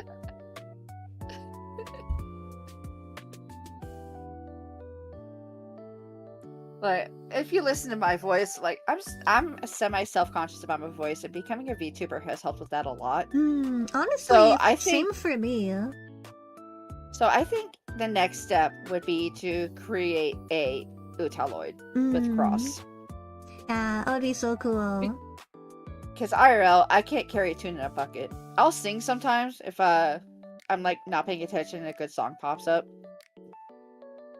So I think creating an Utaloid would actually help me with that a lot. Because it's like it's me, but it's still me, like right back there.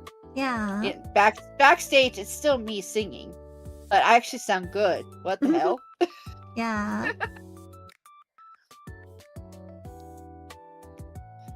Actually, part of the reason I became a VTuber is because I've always wanted to be a singer, but I am terrified of singing in front of people. So I kind of was like, maybe if I become a VTuber, that'll make me more confident. And it's worked a little bit. I am getting more comfortable singing again. That's great. I'm still scared to do it, but I do it now. And I don't think I would have been able to if I wasn't a VTuber. Having this character to like hide behind like makes me feel a little more confident to do things that I'm normally scared to do.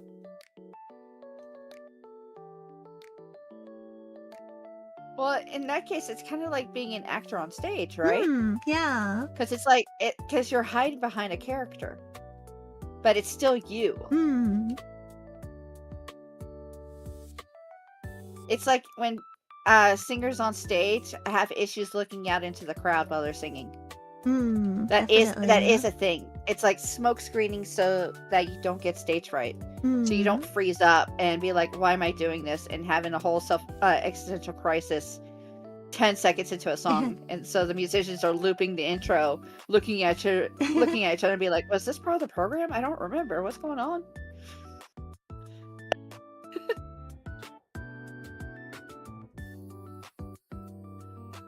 But no,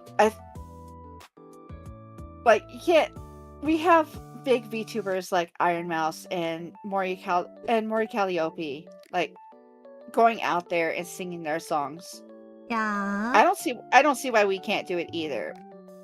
They're very confident in their voices. They've had training. They know what they're doing. We have to take a longer route. And you know what? And you know what? Why not? Everything requires work.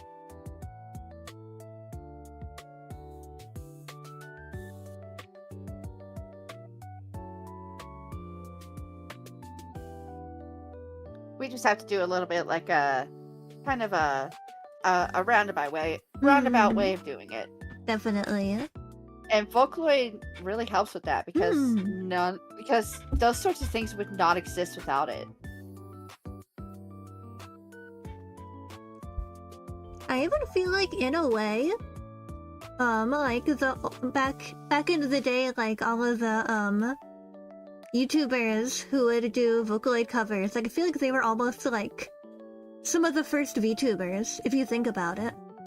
Like especially when they would like have their own little persona that they would use to represent themselves in their covers. Yeah. And some of them did become VTubers eventually, but even the ones that didn't, like, I feel like they were kind of, in a way, VTubers before VTubing was really a thing.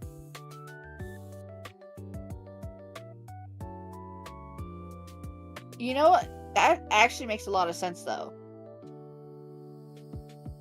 Because I'm pretty sure that's a thing behind a lot of the producers, was that they never wanted to, like, sing themselves. Yeah. But they had a Vocaloid to hide behind.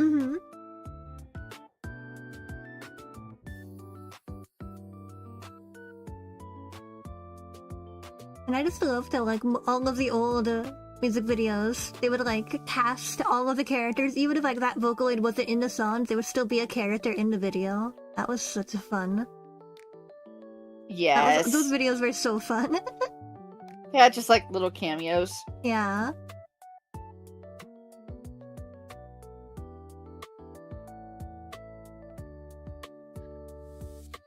Let's see. Oh. No, wait. Never mind.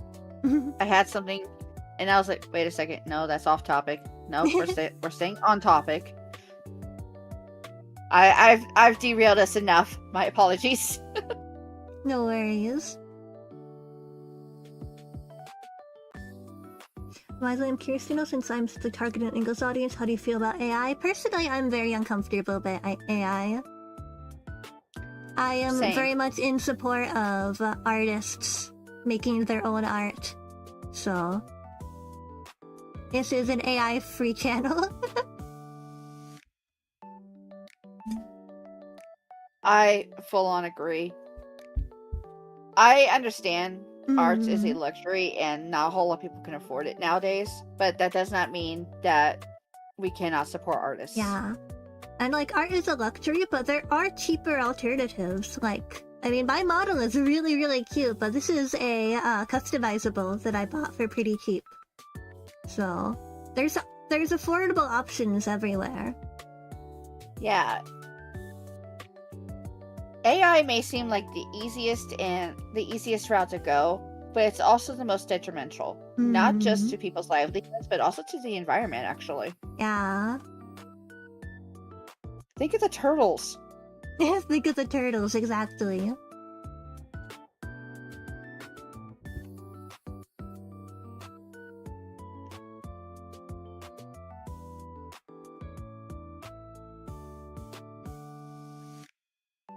Like, Simply can weigh in on that as well. Simply is like one of the most anti-AI people I know. I wasn't even aware that AI usage was becoming so rampant and gross until Simply told me. I was like, so I've already had my own opinions on AI where it's like, no, get that away from me. I'm going to support people that are actually, been working for years on their talent.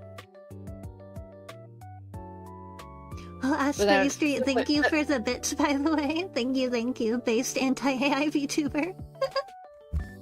Dude, Ash is a sweetheart. Every time I pop into your stream to lurk, there's Ash being a total MVP. Yeah, Ash is great.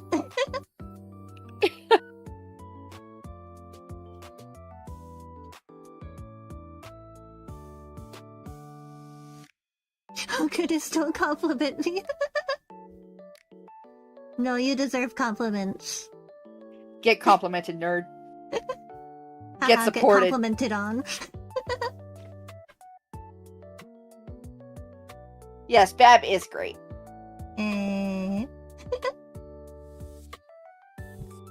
But you're also here to support Bab, and that means a lot.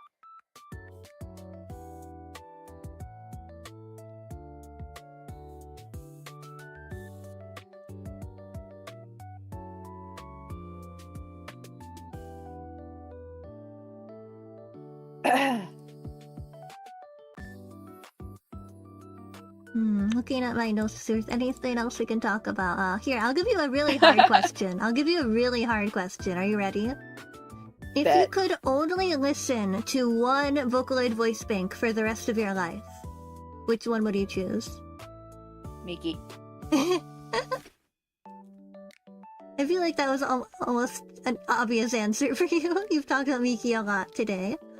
Why is Miki your favorite? If there's only one Vocaloid song that you can listen to for the rest of the time, what is it? And why is it Insanity by Miki? That is a good one. Is that how you discovered Miki? Like, how did you get into her? Yeah, it was through Insanity. Oh, no, actually, I was originally introduced to Miki through Kalalini. Oh. And I saw Insanity in the recommendations for Kalalini, and I clicked on it, and I was like, this one. I like it. I want more. Because I also love her chemistry with Piko Utatane. Oh, yeah. Which is another Vocaloid that kind of got set aside. Sad. Very sad.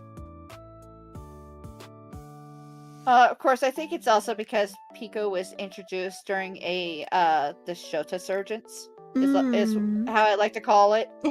Yeah, definitely. Where quite a few problematic songs came about. Oh, yeah.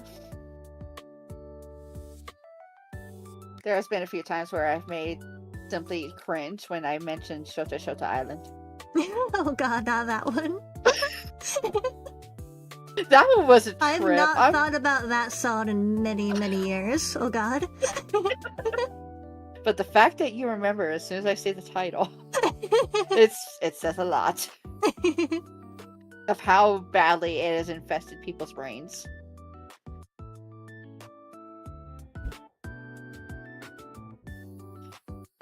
I've been taking notes on Vocaloid songs so soon as this has been great. Yeah, there's so many good ones. There are. So, if I'm allowed to have a second Vocaloid Mhm. that to accompany Miki, it would be Fukase. Yeah. I haven't listened to a it's lot of Fukase, but it is a good one. I especially love his renditions of Ghost Rule and also Obey.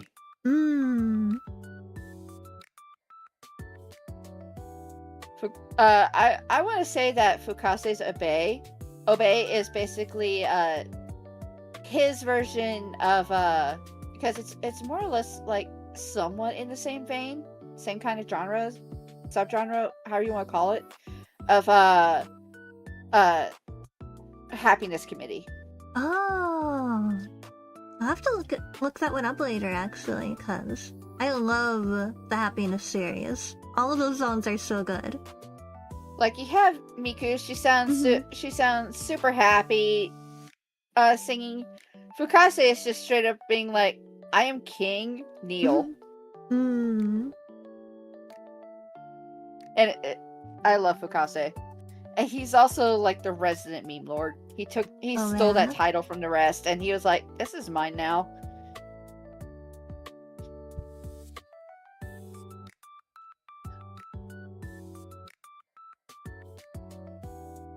But yeah, his version of Ghost Rule is amazing. Like, he's got one of the best growls. I remember, I've probably heard that part before, because I remember once a while back watching a video, it's like a compilation of every Vocaloid doing the growl in a Ghost Rule. So good, though! It is so good.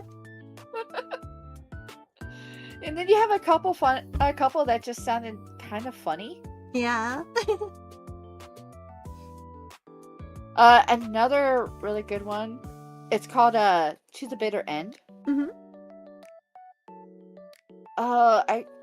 There was another like not well known Fukuwa. He's not very well known. He had like 2 songs and then was shelved basically. I see. But you have his version, and then you also have Luca's version. Both are amazing, but Fukuwa being a male Vocaloid, his is a lot deeper, and that growl just vibrates your very bones. Oh man, yeah. It's so good.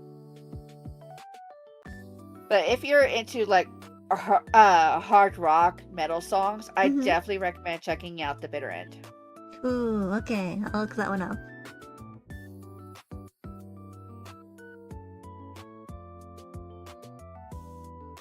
I feel like I don't listen to a lot of like rock Vocaloid songs, like rock and metal. I definitely want to look into more of those. Yeah, that's my genre right there. One of my favorite English bands is Disturbed. So you can probably take a guess of what I'm into. Yeah. And I'm really into I'm really into baby metal. I also really like Hanabi lately. Hanabi is really good. Okay, I really liked baby metal when I first listened to their song "Gimme Chocolate," but then they had that song with "Bring Me the Horizon," Kingslayer. Yeah, and it was peak. That song is so good. Oh my god.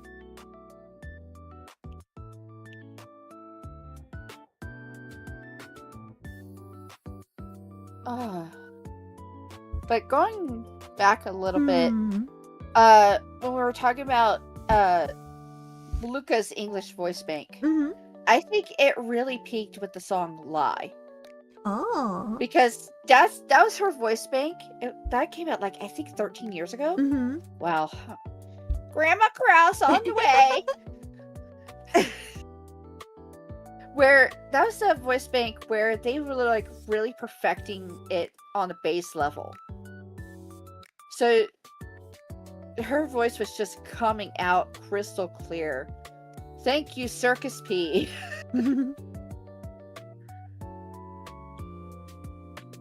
But yeah, you have Just Be Friends and Lie. I think we're at the same time? Question mark? Don't quote me on that. Oh.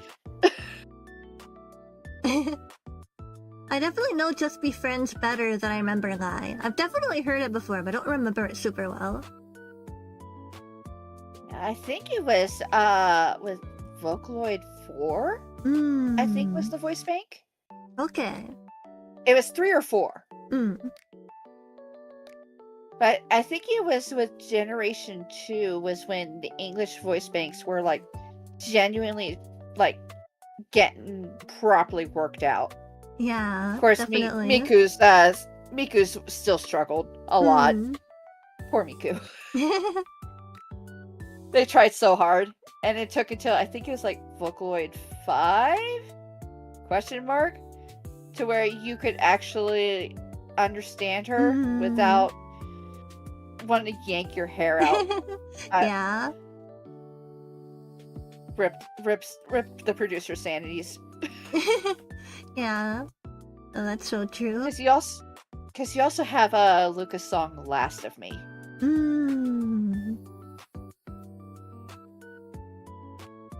Like 4 was peak. Yeah. That's when they were getting all the bugs worked out, and their voices were coming out crystal clear. Because you also had all the advancements in the synthesizer technology.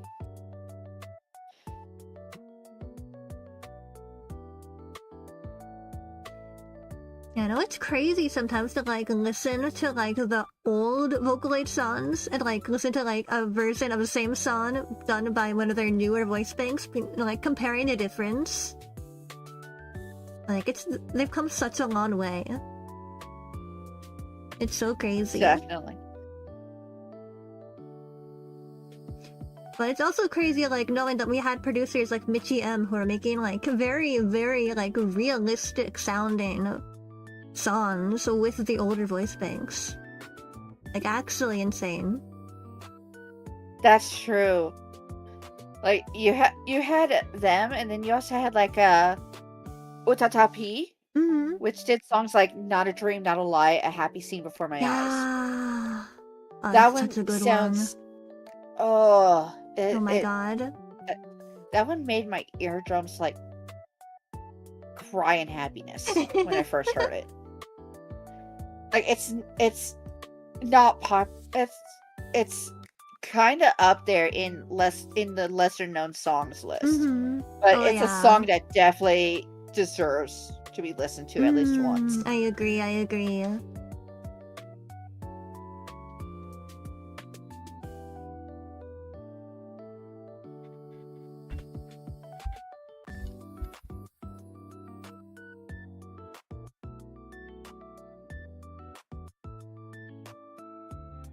I'm just at this point I'm like spitballing all of the good Vocaloid songs that I know.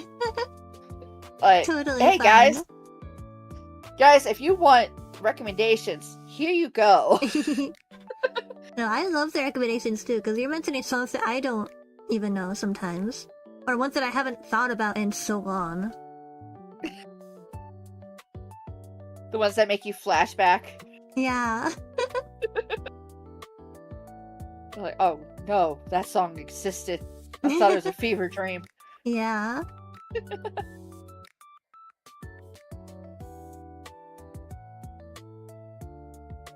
I'm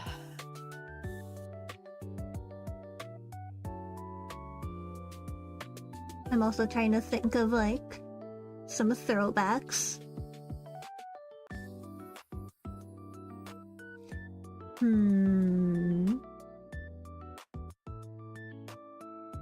I mean, at this point, we might as well pull up Aki Dear's videos. Oh my gosh.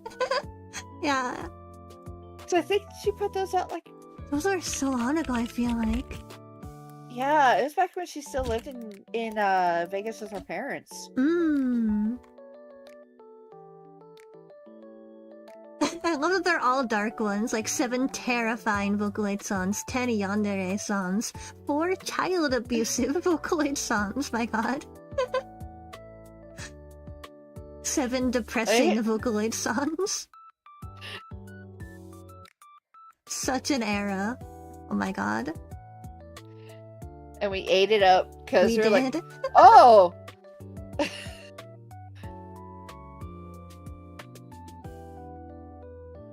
What's in the terrifying Vocaloid Songs video?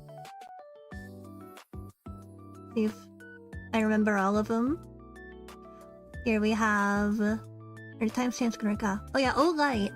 Yeah, I think that's how I found out about O Light was through this video.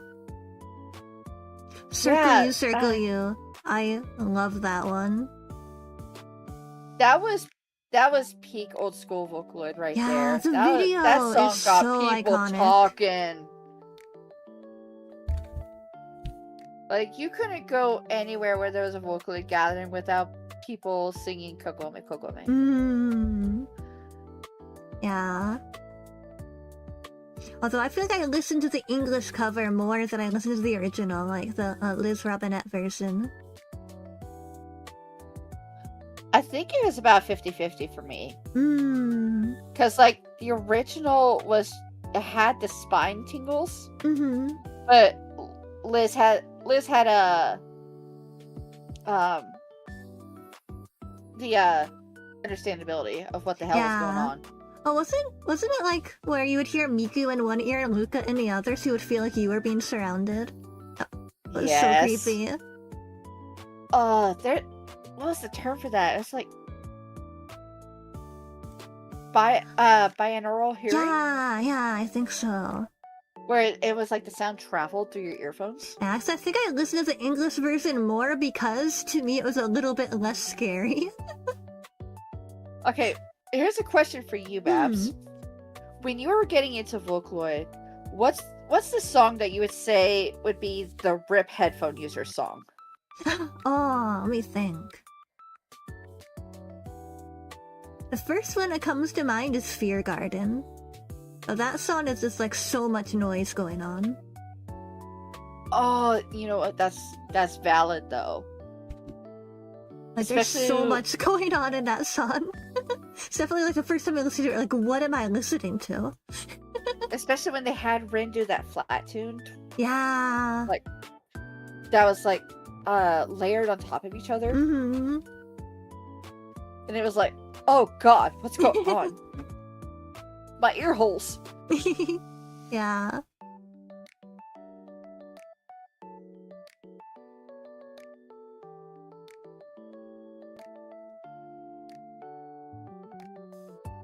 Well, there's a couple songs in the Aki Dirt's video I don't remember. We have That Happy Child, which the video looks familiar, but I don't remember what it sounds like. Well, the animation in this one is so weird.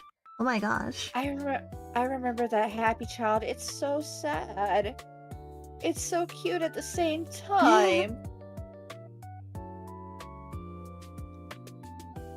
Because if I remember correctly, the story behind that song was a little kid like had an accident riding his bicycle and died, and he was basically telling his parents, "Don't cry over me. I'm happy. Aww. I'll see you again when it's your time." Oh, that's so sad. Oh my gosh. Yeah. It's so sad. Like some of the horror songs were like actually just really depressing. This isn't scary, it's just really sad. My gosh. Like, there has been a few Vocaloid songs where it was like, it forced you to think. Because it took actual world issues and made it into something that would actually be talked about.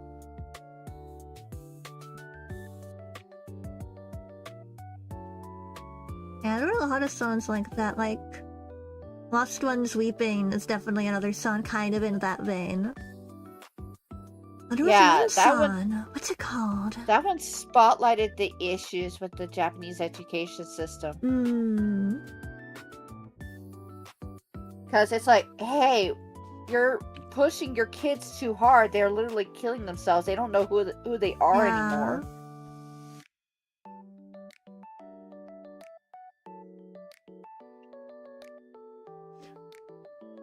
Oh gosh, what are Inaki Dearest 5 Vocaloid songs not meant for kids? I don't remember this one. Let's find out what song she mentions here. Oh, it's not time stamped, come on. Okay. See if I remember. Oh, some of these I don't remember. Okay, some of these are titles I'm not gonna say on stream. Oh god, do you remember Gigantic OTN? I do. Like, that song, it's genuinely a good song. I just was like, I'm gonna pretend I don't read the lyrics. Like, this song doesn't have lyrics. It's just a fun song to listen to. Yeah, that's the story, and we're just sticking to it.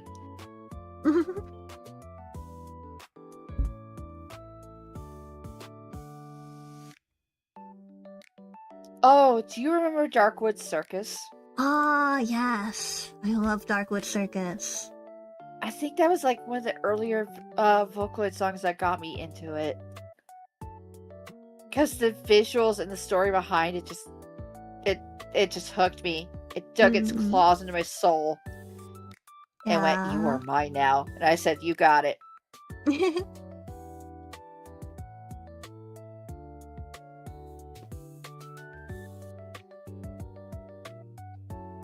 I remember there was this whole, like, theory that, like, Darkwood Circus was, like, connected to, the wide knowledge of the Late Madness. And I think it was debunked, but, like, a lot of people thought that those songs were connected. Remember that theory. Yeah, And my I was favorite thing was, like... I was honestly surprised that it's not. Yeah, they could honestly go together. Like, the theory made perfect sense to me at the time. No, I loved, because I was always really afraid to listen to the horror songs, but I loved reading the comment sections. It's like a lot of those songs, like, I might have listened to a song once, but I would have probably read, like, the entirety of the comment sections, because I loved reading everyone's theories about them. The comment sections were wild back in the day. Oh my god. You had people spitballing theories or saying the most whack house stuff that barely made sense. And then you would also find new copy pastas that you could torture your friends with. Yes. So true.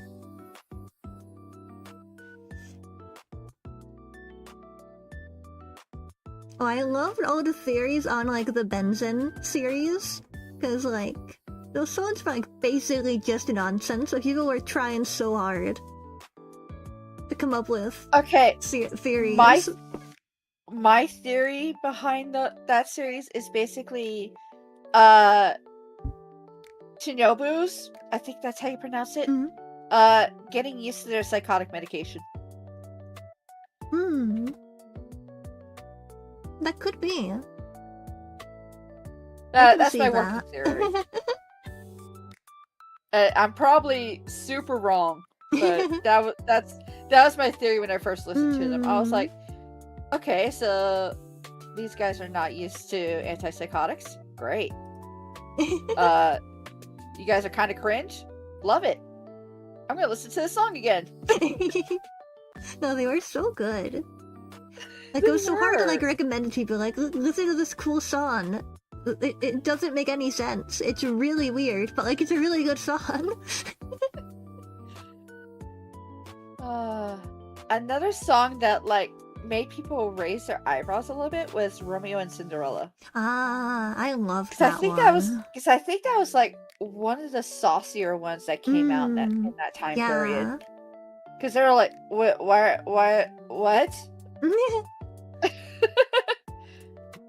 But the cute little Princess Miku is doing what? Yeah. No, oh god. One of my favorite songs that, like, I didn't read the lyrics until much later. It was like, oh god, I've been listening to this. Was Adolescence, the Rin and Ren song. Oh no. I was like, oh. I did not know that was what the song was about.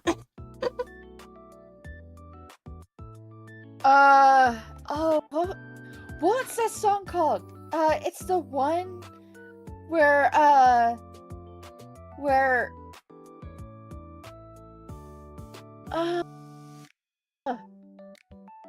Luca was singing about wearing glasses, and there was mention of a certain bodily fluids all over said glasses? I don't know. That sounds familiar, but I don't remember. My mind automatically goes to Megane. I think that's what it was. Hold on, I gotta look it up now.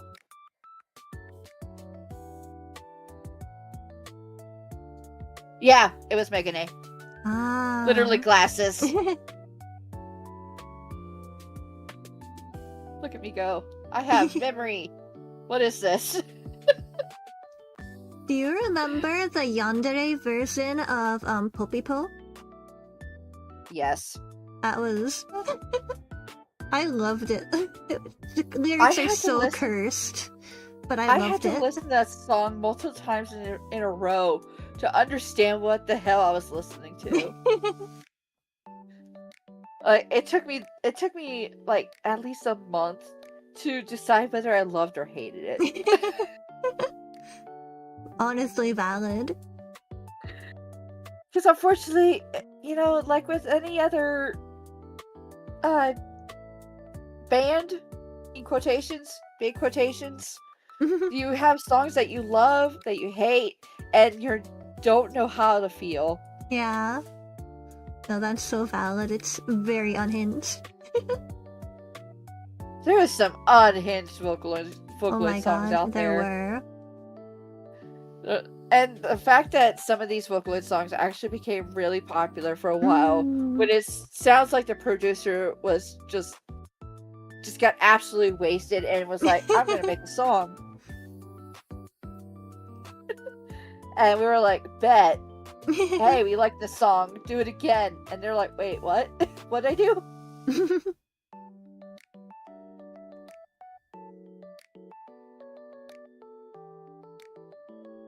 It's always great when something becomes popular on accident.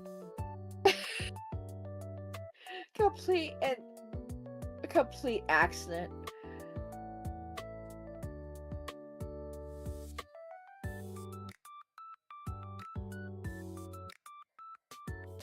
I don't know, personally, I made some of my best work while wasted.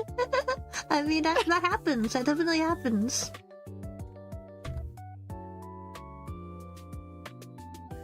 I mean, not wasted, but I think some of my best work came out when I was on a no sleep bender. I have really bad insomnia issues, so there will be times where I am unable to sleep for like 42 hours straight. And I'll be like towards the end of that, and I would crank out something badass. And then I would just look at it and be like, yep, I'm good. And then pass out. And I'll wake up and I'll be like, oh wait, actually, I think I cooked, chat.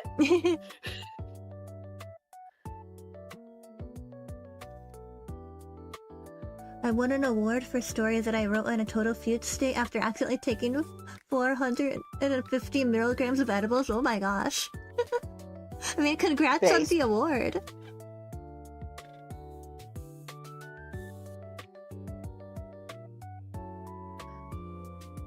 Ash, would you like to share said story with me? Yeah, I'd love to read it.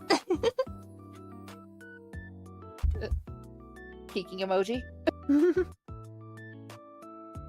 A story, you said. You say. Well, on edibles, you say. My interest has been piqued.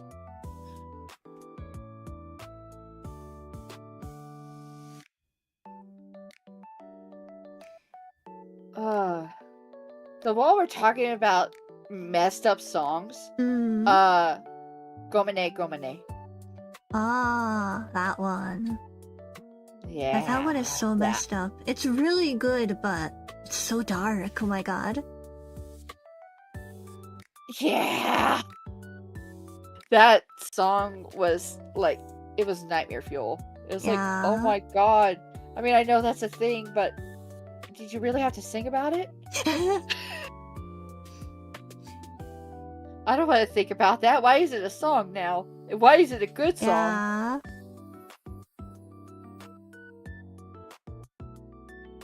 No, there's some really messed up horror songs.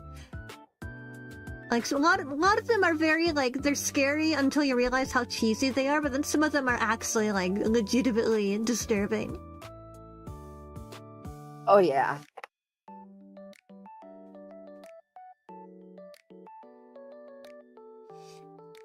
If you'd like to, it's about ancient gender non-conforming priestesses who really existed and the connection I feel with them. Oh, that sounds really cool, actually. Yeah. Yeah. Oh, damn. Now I really want to read it, Ash. Yeah, same.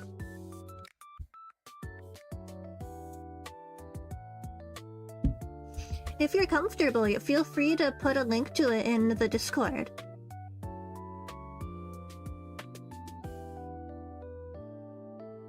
Then there's another song. It's not horror-based. It's kind of more sexual-based. And a lot of people are, like, confused on what she was talking about.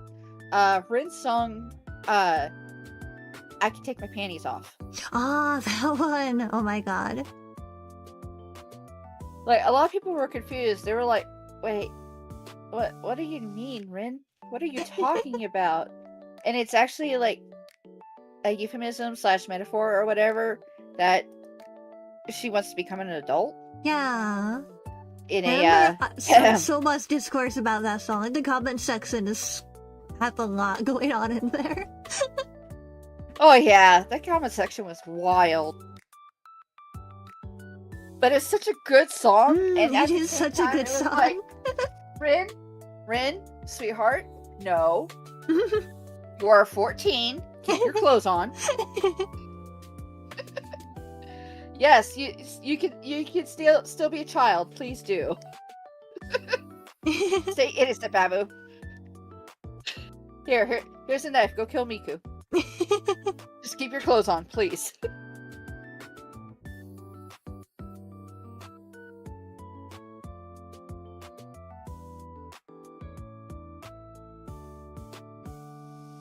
Though I think one of my favorite, though I have to give major props to, what's it called? From Y to Y.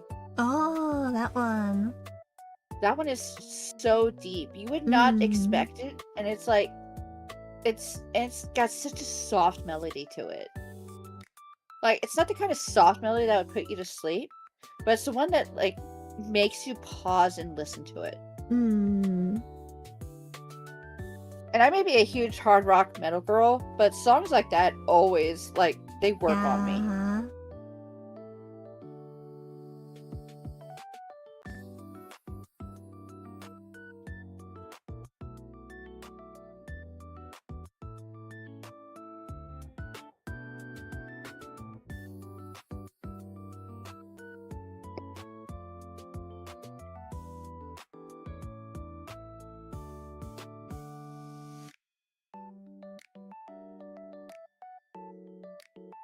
But then if you want a bouncy, catchy song, one of my personal favorites is Pon Pon Pon. Yeah. That's especially especially Len's. I can't help but bounce along to it. Yeah. I feel like the Len version is almost as iconic as the original Pon Pon Pon. It is. Honestly, I thought that it was Len's song. Yeah. I think I also originally thought that was a Vocaloid song, too.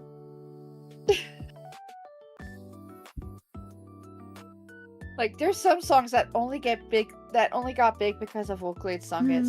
So you're all confused and like, what? What? Who covered who? Yeah. What are you talking about? No, this is Len's song. Who's this guy?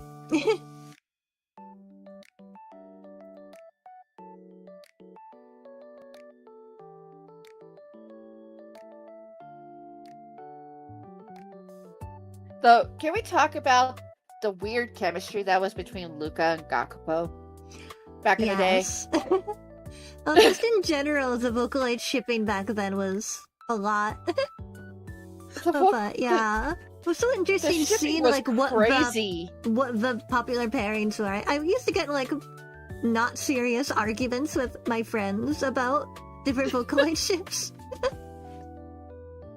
the shipping was so crazy back then because you had no idea what camps people were in. Because you would have like Miku in the middle of a tug of war between Kaito and Len before Kaito and Len decide to start making out with each other, and then you have Gakpo and Luca over there. Like, do they love each other? Do they hate each other? Are they on drugs? What's going on here? Especially in their song Go Google It. And then you also have Mako, who also wants a piece of Luca. And it's like, okay, we can get behind that. And Rin she either wants to, like, just fight her brother, kiss her brother, or kill her brother. There's no in between. Oh my gosh, yeah. Rin's just off in her own happy little world. Sometimes she'll, like, be on the other side of Kaito trying to pull him away from Miku. No one understands what's going on here. It's a very dysfunctional family, and you know what? I'm here for it. Yeah, the lore went so hard. And somehow there's, like, an octopus with Luca's face on it. I don't know. Why is there a Miku chibi running around smacking everything with a lake? I don't know. It exists, though. And, like, honestly, it's so cool how the lore came about. Like, so many things, like, all of them having, like, their designated fruit or food. Like, Miku was always leeks. Rin was oranges, Len was bananas, Kaito was ice cream. Like, that wasn't, like, decided by the fans, but, like, it became so mutually agreed upon. It became so mutually agreed upon that even mainstream producers are like, okay, we hear you. Yes. We agree. Here we go. So then you suddenly have Miku spinning leaks everywhere. Designated fruit is what I call myself when I hang out with cishet friends. Same, Ash. Same. So I would be in the same vein with Mako. Mako's thing was a giant sake bottle. Yeah. I'd be hanging out with her. I'll be the one pouring Mako's drinks, let's be real. Oh my gosh, it was so funny. Last year, during the first glitch with Babman, we had one of the questions on a Jeopardy was assign we had to match the Vocaloid to their designated food, and because none of the contestants were like as in deep to Vocaloid as I was, so like no one got it right. It was so funny hearing them try to figure out which went with which Vocaloid. It's like, you guys don't know the deep lore.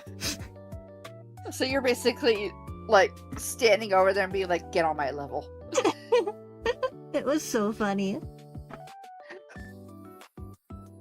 That's great. I wish I was around for that.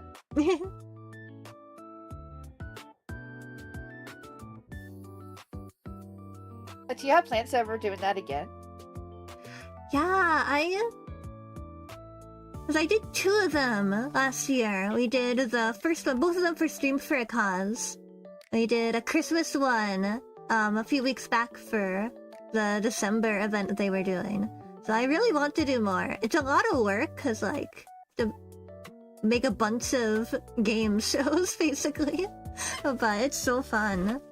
I really want to make more game shows. Yeah, I was so mad that I couldn't join into it with the winter Stream for a Cause thing, because unfortunately I was having a lot of IRL issues, and so it's not in a good enough position to participate, both with Halloween and the holidays. Yeah, I missed the Halloween one because I had to move back to the US. It's like, I can't do a stream while moving. Unfortunately, not doable. As a nomad, I can guarantee you that domestic moving sucks and sets you back on so many things. I can't even imagine how difficult it is with international moving. It's very stressful. Because you have to, like, coordinate how you're gonna move all of your stuff, especially if you have, like, big furniture you gotta take with you.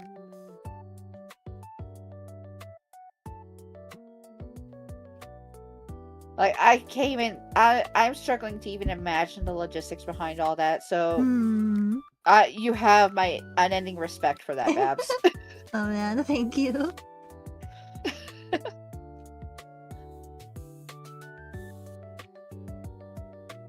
I could never. I would, if I had to move across the ocean, I would probably end up getting rid of like 90% of my stuff and just cry forever. Just so I wouldn't not have to deal with taking it with me.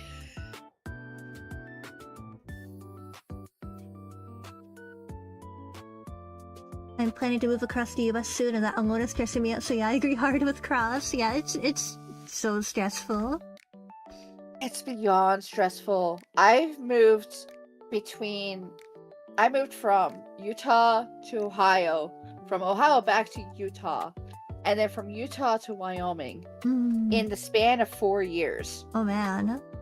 And each time I wanted to just rip my hair out and become a hobo. Oh, so valid. Just run away to the woods, never to be seen again. Never mind. I'm not going anywhere. I'm gonna go hang out with my buddy Sasquatch over here. You guys have fun.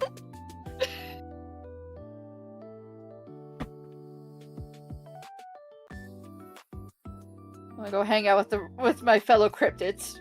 You guys can do whatever you want. I don't care anymore. Leave me alone. Cry.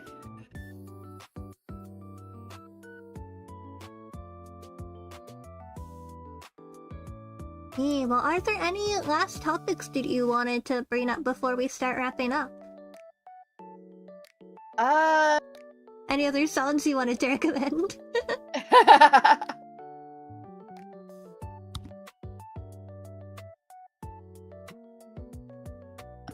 One last song that I want to recommend.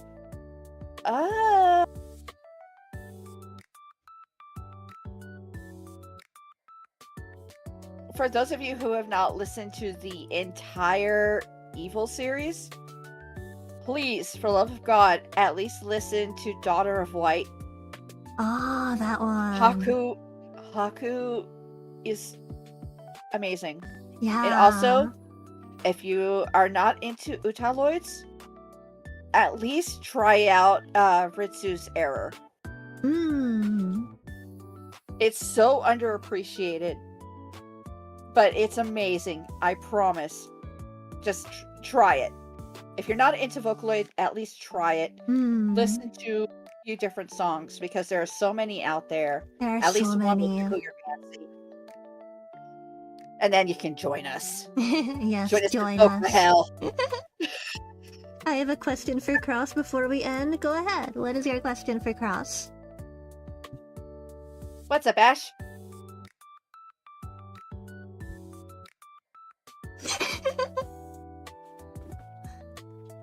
Oh man, do you want to be subscribed to About Answer 4? The answer is yes. Oh my gosh. Let's go. You want to subscribe to Bab? And why is the answer yes? Oh my gosh, Ashbury, thank you for the gifted sub. Thank you so much, Ash. See, this is why you're MVP, bro. Let's go. Thank you so much. I will treasure the subscription badge, because Babs is a treasure. Yay! Thank you. Like I'm so happy I met Babs, and I am very appreciative to Samsara for introducing me to her. And thank you so much, Babs, for allowing me to be on your show. I'm so glad I was not as entertaining as I thought I would be, but no, this was so much fun. Thank you so much for being here. Well, before we start wrapping up, do you want to plug anything? Anything cool coming up? Actually, yes. So for the last couple months, I've actually had to take a hiatus from streaming. From most online activities. I was still around for a few streams with my friends because we are part of a D&D campaign. But I will be officially returning to streaming on January 15th. I'll be going for... I'm aiming for a nice little 8 to 10 hour marathon of just random bullshit. Oh, that's and dope. I'm just happy to be back. I miss streaming so much. It was basically an escape for me. I had too much fun doing it. but unfortunately I had to step away due to IRL issues. But I'm happy to announce that I will be returning. Yippee. So I will be back on the 15th on my own channel. And then also, I don't have logistics planned yet, but I am in the process of planning a subathon / donathon. Oh, let's go. Yes. This would be a lot of fun. I'm hoping so. We'll find out how it goes. Because unfortunately, it's also having to work around my my work schedule. Definitely. Because I'm a bartender on and off screen, so I never know when I'm going to be called upon to water the town's horses.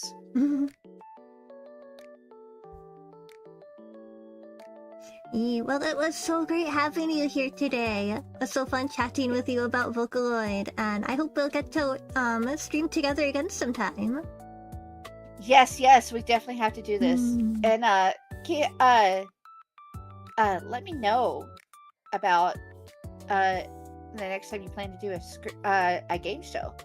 Yeah, definitely. I will more than happy to toss my hat in the ring and hopefully provide some off-the-wall answers that'll make people laugh. Let's go. I have weird knowledge specs, and I'm happy to share. Yippee. Well, once again, thank you so much for joining us today. It was great having you on the stream. Thank you, Babs. You have a great rest of your night, and I'll hopefully talk to you again soon. Okay, bye-bye. Bye! Bye-bye! Yippee, goodbye. Alright, that will be that for today's episode of Heisei babtro. Thank you guys once more for hanging out with us today and yapping about Vocaloid. This was so much fun. I will be announcing the next episode very soon. I mean, technically I've already sort of announced it if you looked at my schedule. You know who the guest is for my next episode, so I guess I might as well just say what episode 4 will be. Episode 4 is going to be all about RPG Maker games, and I'm going to be talking with DreamyTube. So, get hyped for that one. I'm really excited to talk about RPG Maker games. It's going to be a really good time. But until then, my next stream is actually going to be tomorrow at 8 p.m. EST. I'll be continuing my playthrough of Danganronpa Trigger Happy Havoc with Mistrunner, so if you are into that, definitely don't want to miss out. I spent $80 on RPG Maker MV and never used it because it didn't work on my computer. Oh no! Oh my god, you spent $80? I have a bunch of versions of it that I've never used, but I only bought them when they were on like crazy sales. Oh god. What a throwback, let's go. But yeah, until next time, if you're watching on YouTube and you haven't already, make sure you subscribe and leave a like.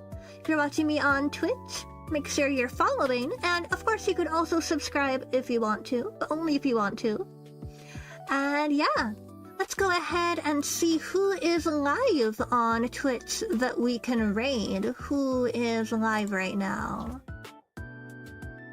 Let's see. Looks like Vess is still live. Vess is currently doing Minecraft, so let's go ahead and raid into them. Make sure you hop into the raid, you will earn channel points. And yeah, only if you want to ask if you want whether you want it or not. So true. But yeah, until next time, I hope you guys have a lovely rest of your day or night wherever you are, and I'll see you guys again very, very soon. Bye bye! Bye bye!